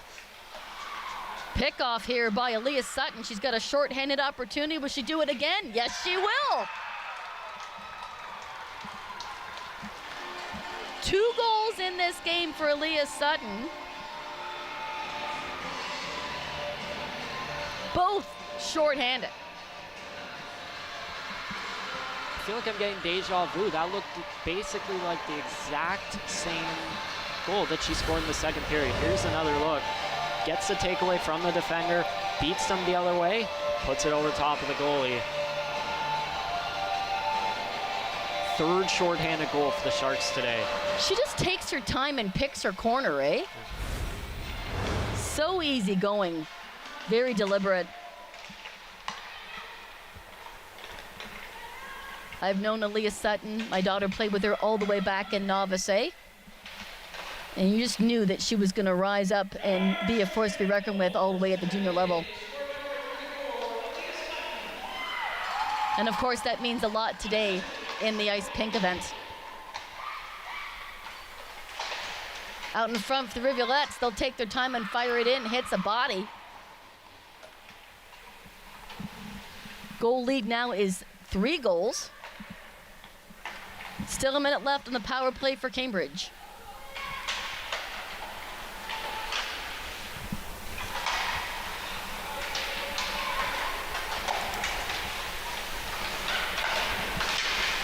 Backhander around to Wilkinson. She's ready for that. Carrier holds on at the blue line. Sharks will get rid of it, and it will send down all the way to Beeksma's goal line, and she'll leave it for her defense. That's Madeline Lubera with the stick behind the net. Pushes it forward. Over the red line. In comes Cambridge. Sharks forced into the outside, and they try to pull that puck up off the boards. This is Maddie Kim out in front for a deflection, nearly connected. Let's see if they set up and try that again as 10 seconds are remaining on the power play. Will they have another opportunity? I don't think so. They might. Here's Kim again. Yep, she's going to get another chance here. Through the middle. Splits the defense, but couldn't get the full shot off, so Wilkinson reads that easy and makes the save with just over 11 minutes to go, and now we're back to 5-on-5. Yeah, back to 5-on-5, but you wonder who's actually happy about that, because it seems like the Barrie Sharks are doing most of their damage to the Rivulettes on the penalty kill. It's amazing how sometimes the momentum happens back and forth. Rivulettes are doing a great job cycling that puck around when they're on the power play, but Sharks find a way to get in the middle of the passing and break out shorthanded. Moy Moy Lou sending it out to May Severn. Couldn't clear the zone. Rivulettes will have another opportunity.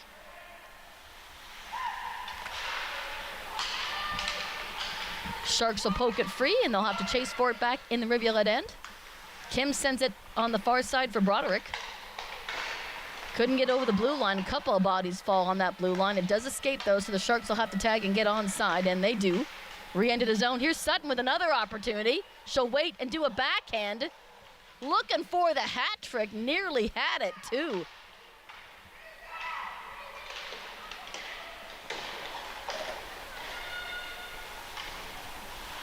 There's only been 2 hat tricks in Sharks history, and May Severin's got them both. We'll see if that doesn't change today.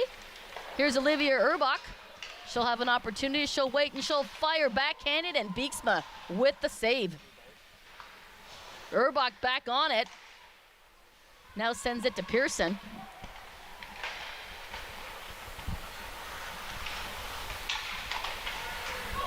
Puck will slide out on the near side board. Pearson gets to it first. Jenna Sharon trying to get her stick on it. Again, the Sharks still in possession. Here's Jenny Keller at the point. She'll send it in. That's deflected into the near side corner. Rivulettes have an opportunity here. Got to pull it off the boards, but can't get past Ella Lloyd.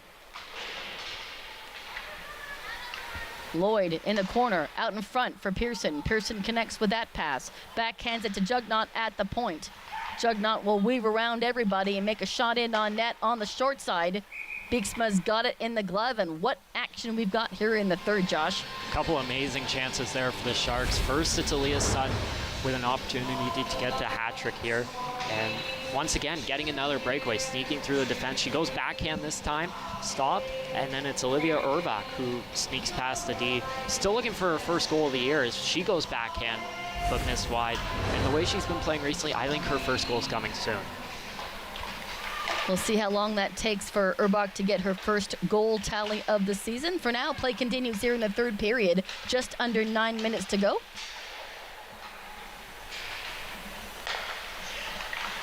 Rivulettes are trying to clear it out of their own end. Up to Burt. Burt looks, passes it off, sends it towards the net. That was Stiles for the Rivulettes, making that shot attempt. Jessica Vree finding it on the near side boards. Couldn't hold on. Here comes Kate Stewart. She's all by herself, though, in the end, and she makes a shot in and she scores. She gets it underneath Beekson. She was all alone, surrounded by 4 green and pink sweaters.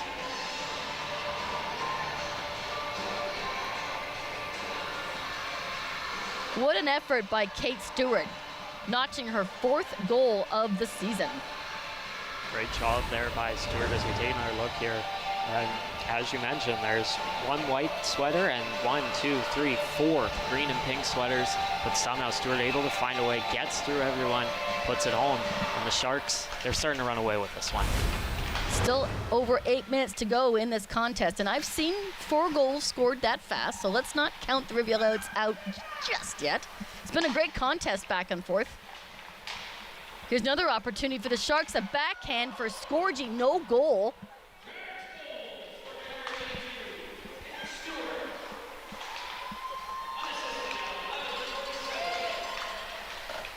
That's an unassisted goal for Kate Stewart, as she literally had no help around her. Sutton will battle for that down low behind the goal line against Franco for the Rivulettes.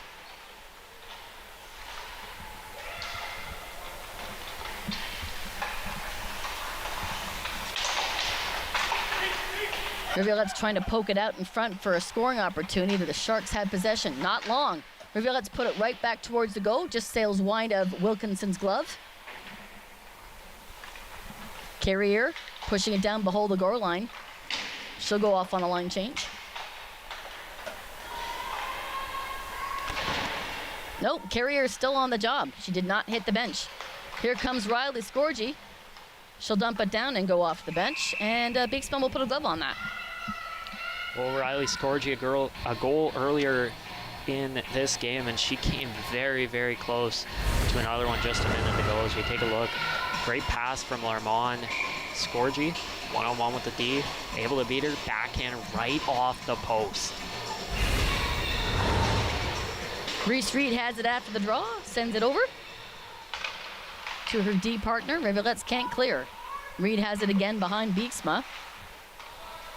Broderick's with her, trying to lend her a hand, but she's going to clear it out herself, out to Sharon.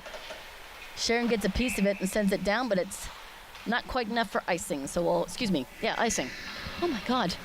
I need more coffee, Josh. We'll have a face-off here back in the Rivulettes end with just over 6.5 minutes to go here in the third period. 5-1 Barrie Jr Sharks. It's going to be Emerson Miller taking the draw for the Rivulettes, but Sharks have it after the draw. Dion sending it towards the net, just on the outside of the near side post.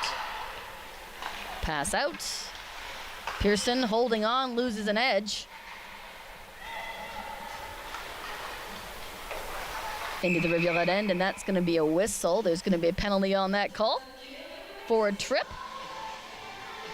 Emerson Miller is going to sit 2 minutes, so Sharks, power play. It's going to be a trip here against Miller.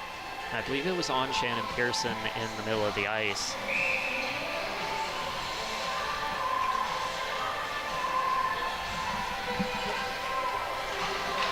So Sharks, 2 minutes on a power play. Let's see how they handle this. Over to Kathleen Dion. Sending it forward to May Severn. Severn's got 9 goals on the season. She is the Sharks' top goal scorer at the current time. Down to Wilkinson, picked up by Kathleen Dion.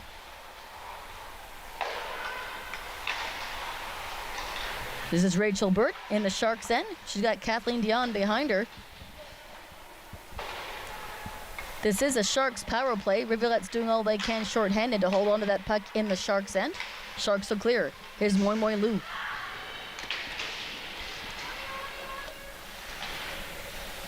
Down low behind the goal line. Here's Sutton.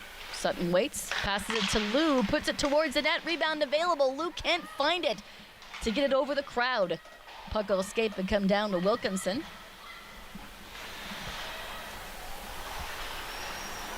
Pass over right into the slot for Franco, but she misses the opportunity. Sharks skate away with it. This is Jenny Keller weaving around, and it will poke out. Lloyd backing Jenny Keller up and holds on, tries to send it over to Keller, but she's too far ahead. Here's Marin Jugnot just over the blue line. Again, Jugnot looking for her first goal of the season. It'll come all the way back into the Sharks' end, picked up by Ella Lloyd. Lloyd through the neutral zone and over the red line and into the Rivulette's end. She'll wait, hit the brakes, dump it down low behind the goal line. They'll battle down low. That's Olivia Urbach down there.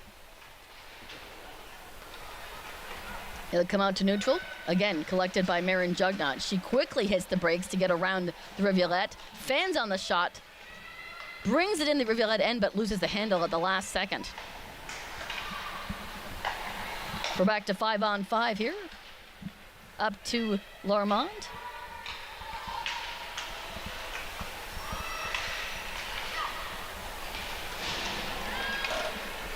Charette's going to chase that back in her own end, and she'll wait. Thought about sending it over to the far side defense for Sonia Meta. She does now. Meta has it, banking it off the boards. Puck will escape momentarily. Rivulettes want to bring it back in. Bodies go flying right in front of the Sharks bench.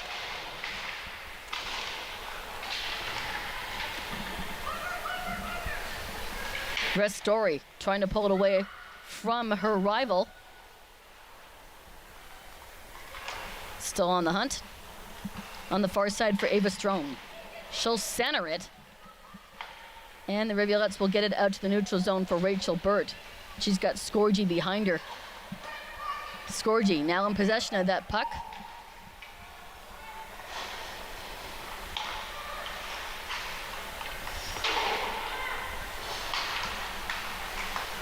Vree trying to hold on to it at the blue line. She'll battle for it, and she will keep it in. Rivulette's clear. Dion, she's on the job. Tries to get it across that blue line, but she's hampered by a couple of green sweaters. Out the other way, and here comes Rivulettes. That's Izzy Franco. She sends it in, and Wilkinson steers that aside, no problem. Shot in behind Wilkinson.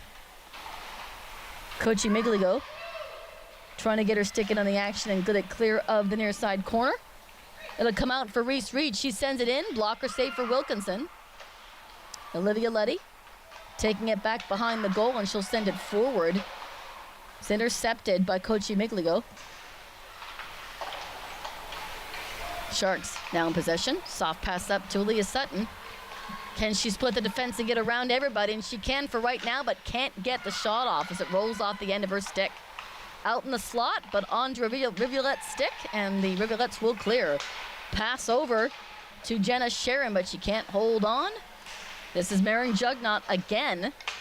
She's been strong defensively. She may not be on the board with a goal, but she's been strong on defense today for sure. Up to Dusome. Bieksma will backhand and leave it behind the net as the Sharks try to go in the back door. They'll battle for it. Bieksma trying to get a glove on it, but can't cover for a whistle.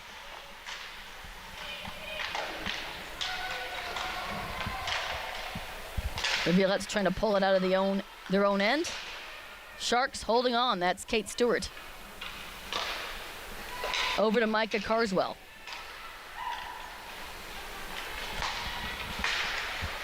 Maddie Kim trying to pull it forward, but Olivia Urbach gets in her way. Rivulettes will do a dump in.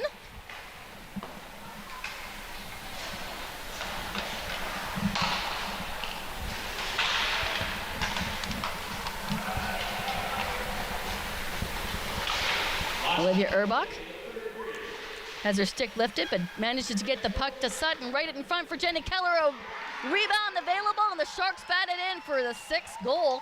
I didn't see who had final touch on that, but I know Sutton was in on it. I believe it was Aaliyah Sutton for the hat trick. Who leads the charge here? Is it going to be Sutton?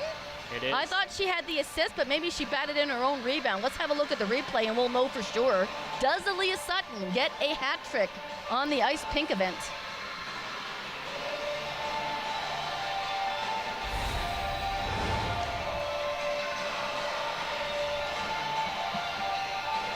One timer for Yes. Keller Sava, and it is Yes, Sutton with Sutton's got the backhander. hat trick.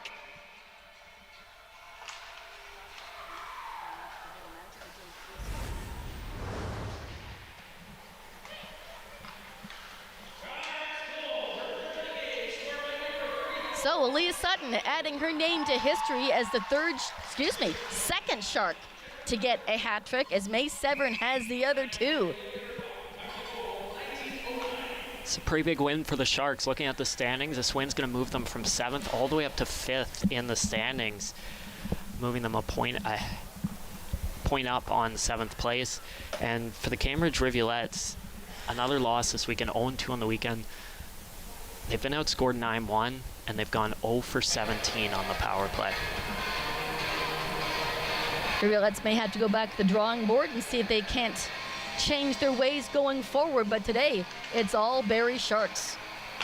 Actually, no, it's all Aaliyah Sutton, but you know, she's got half the goals in this game. Took a second to reset the clock as the clock was reading incorrect. Play continues here for the final 30 seconds of the 3rd period, and looks like the Sharks are going to come away with a win. They hit the road for Ridley College on Friday, back at home on the 2nd of November. Sonia Mehta behind the net. They'll just play keep away for right now. Rivulettes may have another opportunity here out in front, but it's going to get picked up by Larmont. She'll get the stick behind it, send it down, and that will do it here for the final few seconds of the 3rd period. Josh, this has been exciting. Kudos to Bieksma. She really made some great saves today, but it was all Barrie Sharks. Both the games we covered here on Rogers TV, it was all Sharks, but really on the other side, it could have been even worse if it wasn't for the goaltending. Wilkinson's been strong in net, but she didn't face as many shots as Bieksma.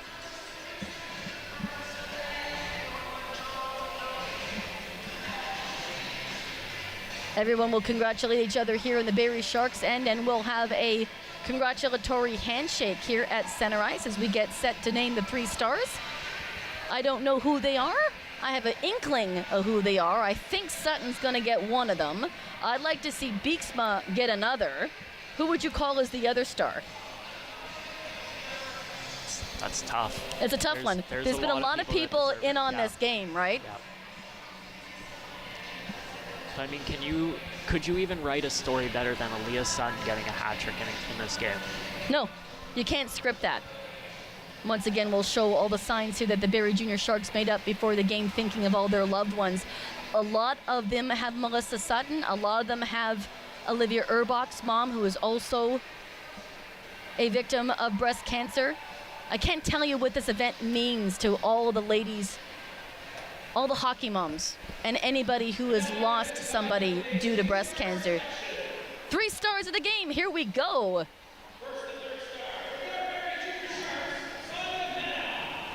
The 3rd star, number 10, Sonia Mehta.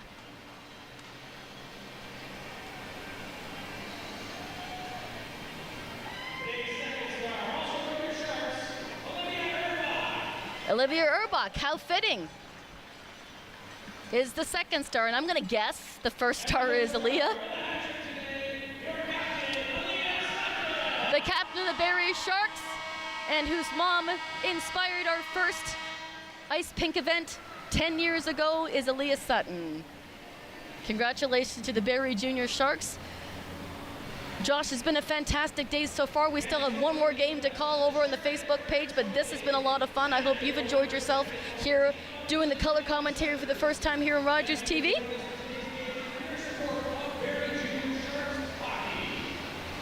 Thanks for everybody who's tuned in to watch this live broadcast on Rogers TV and on the YouTube channel. Josh, anything to add to that? No, I think you've covered it. Awesome. Thanks very much. I want to thank my producer, Josh Kotva, Rogers TV, as well as all the camera crew here who's joined us and given us some great camera shots of all the action. Final score is not 0-0 as it says on the board, because they're reading it off the block here, so it's tied in, that's why. Final score is 6-1 Barrie Sharks. Thanks for joining us here, ladies and gentlemen. Happy to have you along, and as always, keep the faith. See you next time.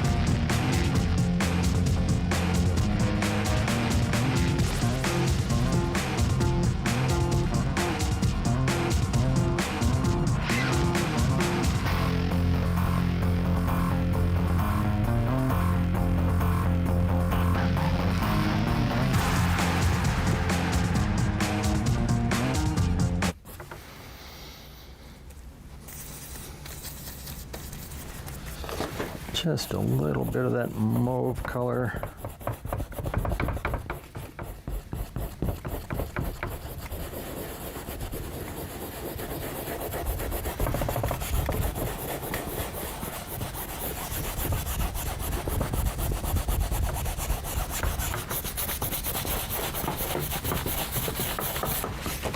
Gotta go at it kind of aggressively to get that blend softened out there.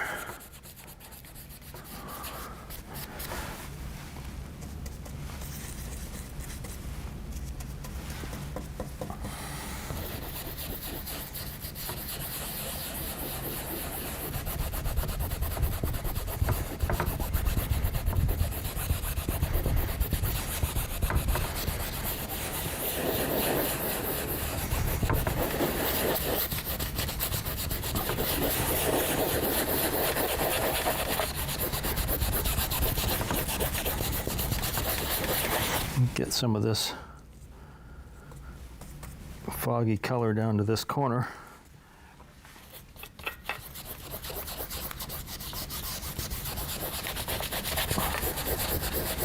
And already what I put in earlier has kind of dried, so we're going to have to come back into it and get that blend coming back over it.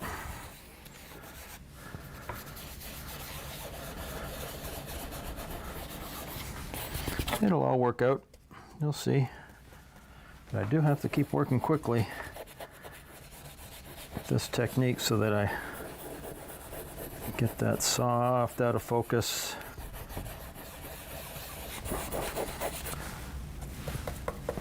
A little bit of mauve in the gray here.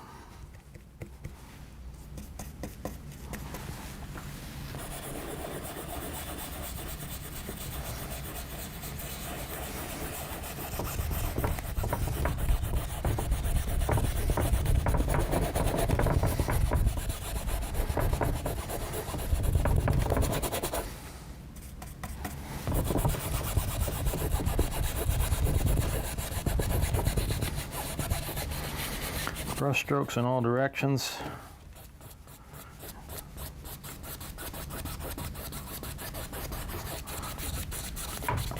Get those smooth blends.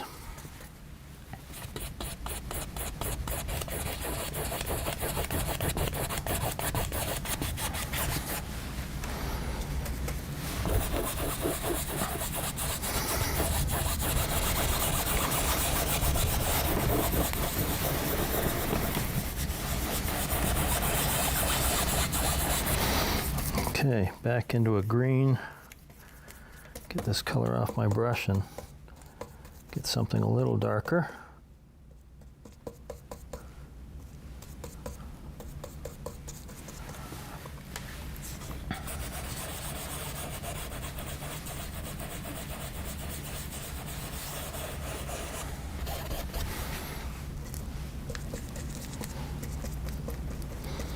Gotta work so quickly here just to keep up with the color changes while that is still wet. Really got to smooth it out on my brush.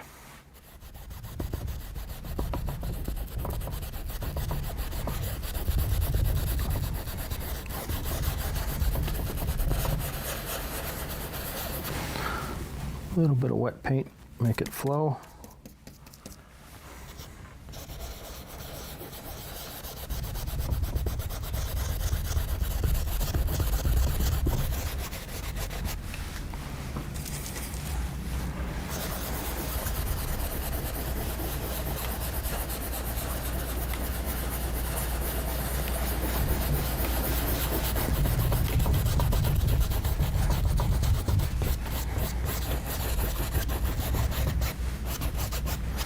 That's starting to get the look. I'm going to clean that brush off, get a little more layer up in this corner, and we're getting that out of focus look that's going to look nice behind the branch and behind the bird.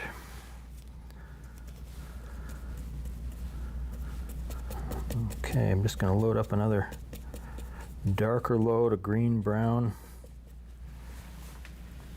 and just get a little bit of a richer color coming in through here.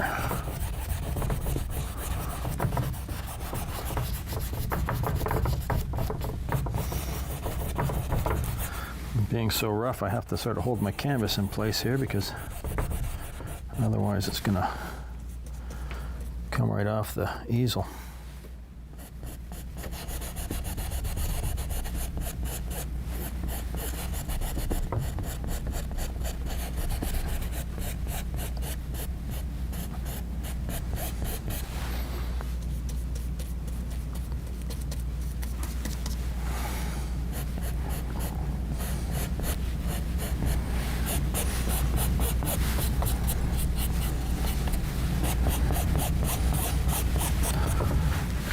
What do you think? You got that out of focus look. Some of this is still wet.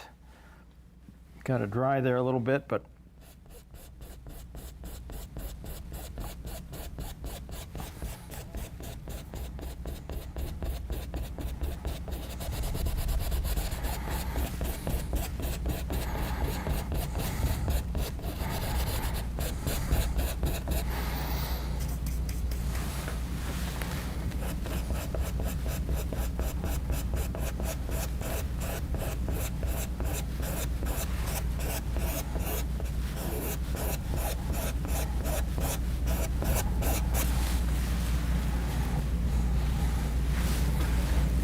think this is almost working. If I let this dry for a little bit, I think it'll work out along this edge. Haven't quite got out to the edge there. It was working so quickly, so I just want to make sure I got something up the edge.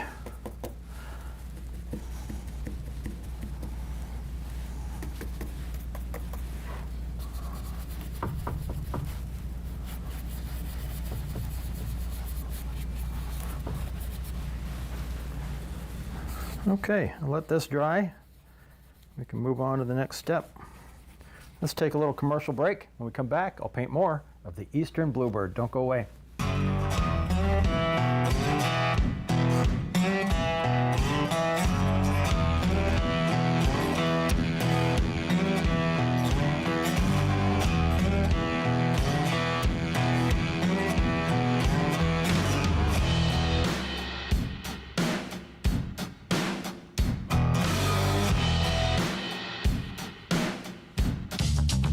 This program is brought to you by Ignite TV. Now you're in command. Visit Rogers.com for more details.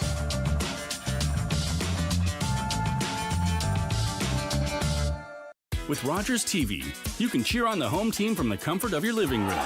We'll head to the rink, the field, the court, or the pitch, so you don't have to. Tune in and cheer on your local amateur athletes on Rogers TV.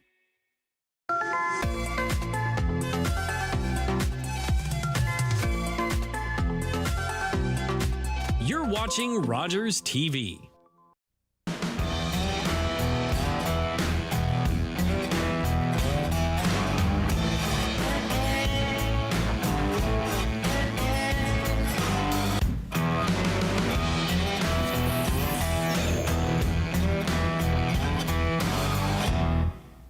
Hi there, you're watching Mark Rice, the artist. On this episode, I'm painting a beautiful Eastern Bluebird. Let's take a look at what I've got for a reference photo. There it is in all its glory. And I've just put the background in first. We got this out of focus background that's going to work behind the cedar branch and the bird itself. So now I'm going to just take a lighter color on my brush and start putting in the branch that is the cedar tree that it's sitting on here. So I just want to build that first. That's going through here, and it's coming up through here. And I'm just going to rough it in there. To paint that background around the branch would have been really kind of problematic, so I think we're going to do better to do it this way. We'll just take this branch right off of here and something go up here. Just kind of drawing it on here as I go. And this starts about here. Comes down into here. And let's see where it goes over here. Comes right along the edge of the bird.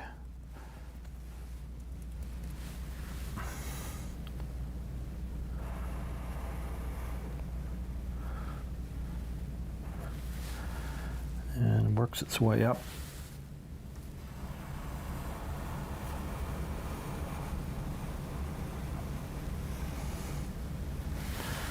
Something like that.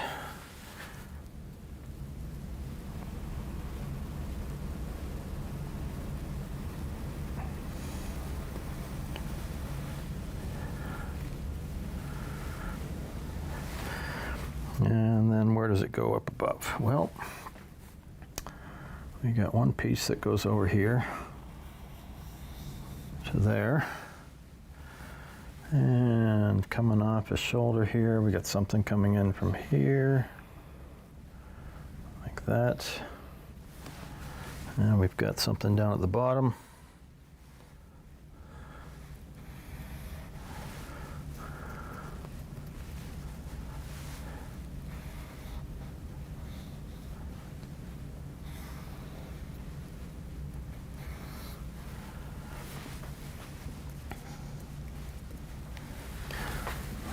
This starts up here.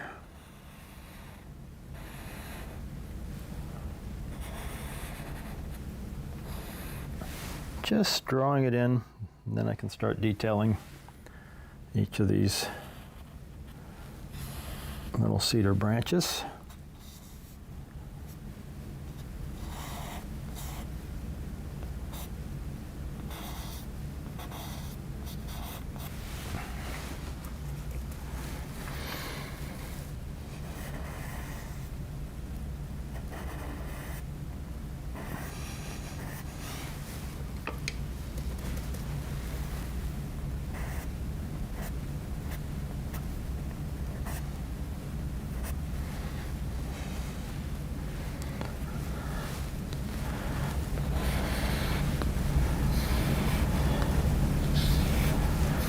Okay,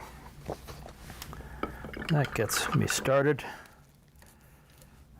So I'll start detailing a little more. Start with a little darker green.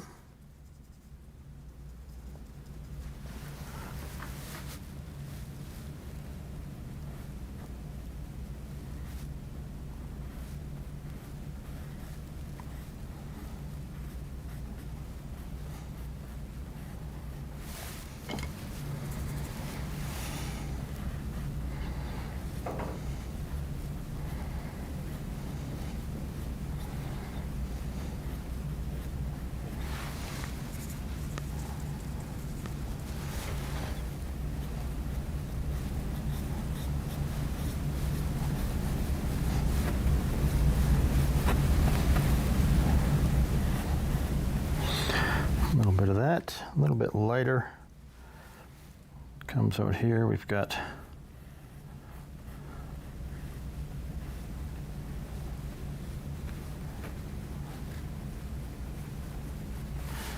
a few of those.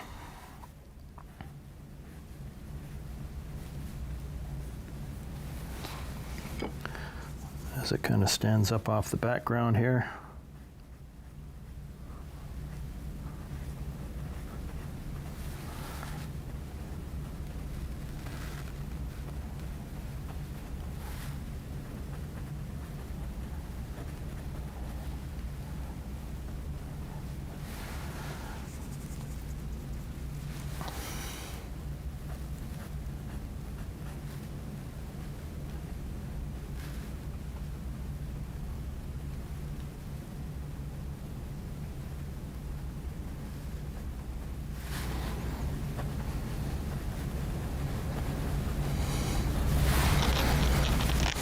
And a little light along the top of this branch here.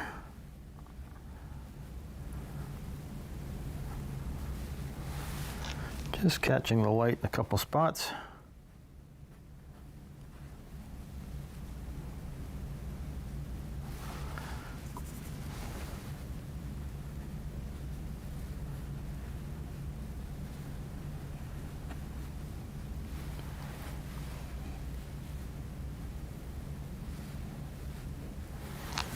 Something like that.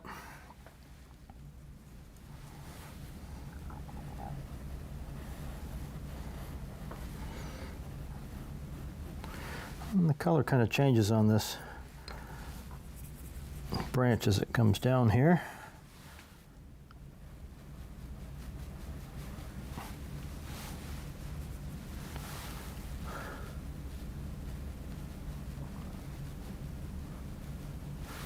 Lightens up just a bit. It's got little spikes and stuff coming off of it.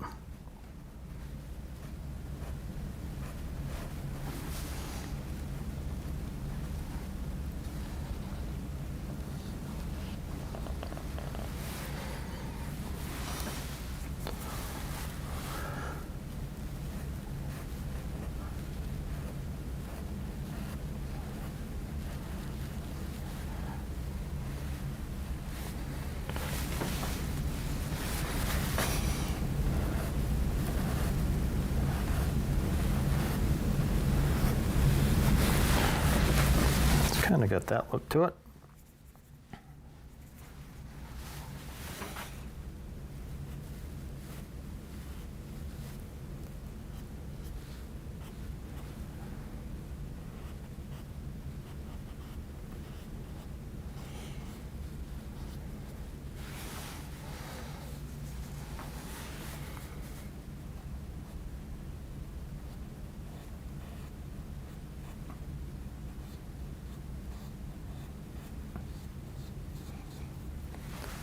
Little cedar branches.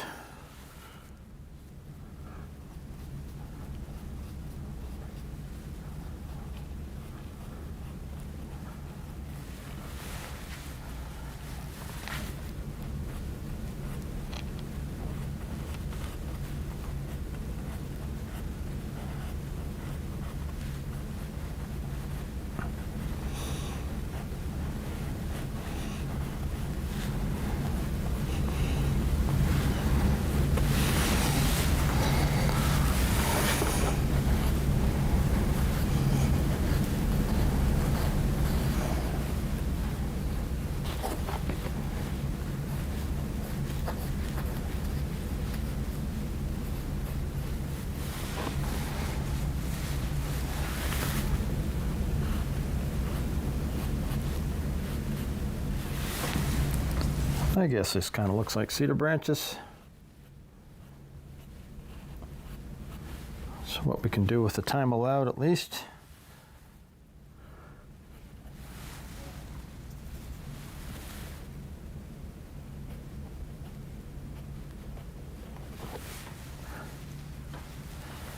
Just get a few of them really catching the light here.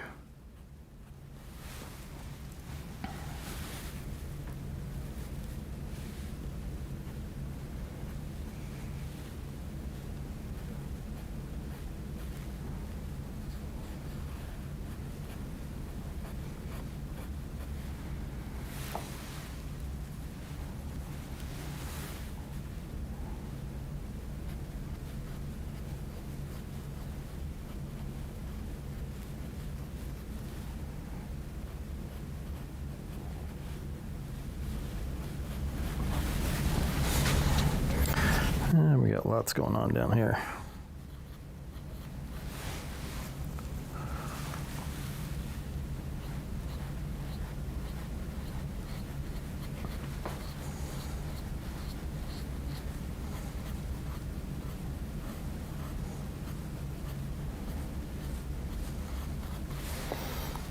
Getting into some darker stuff on here too.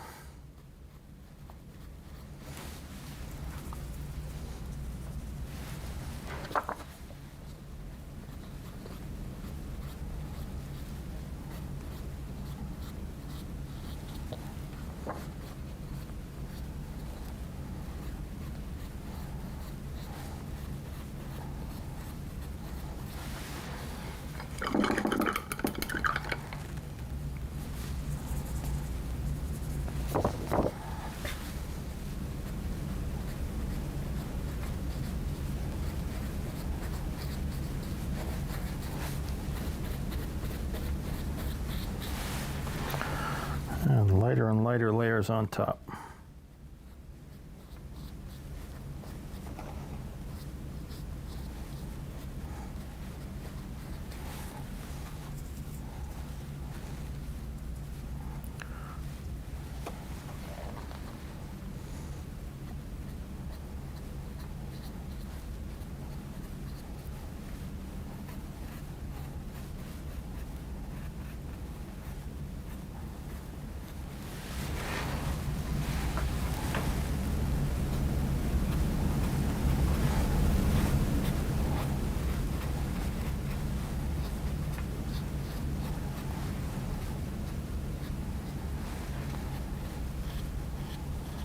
That's getting the look of some cedars on there.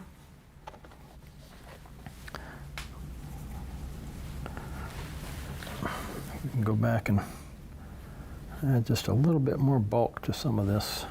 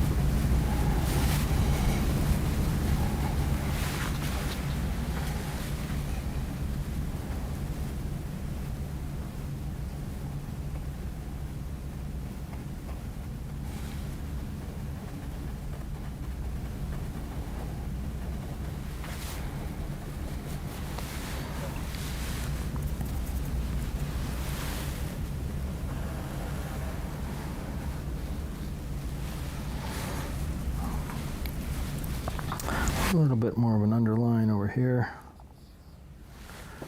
I think we're getting pretty close to having most of that branch detailed.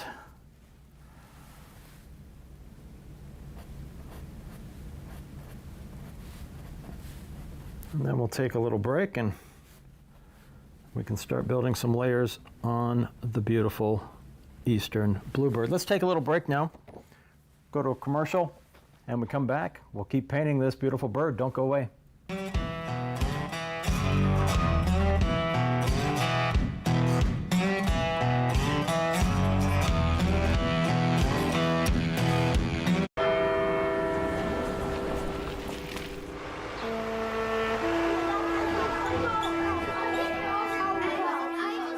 On the 11th hour of the 11th day of the 11th month, we encourage Canadians to pause and remember all that veterans have sacrificed for us.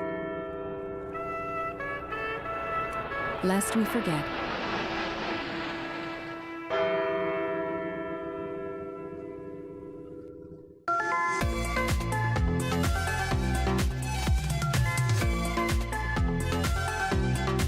You're watching Rogers TV.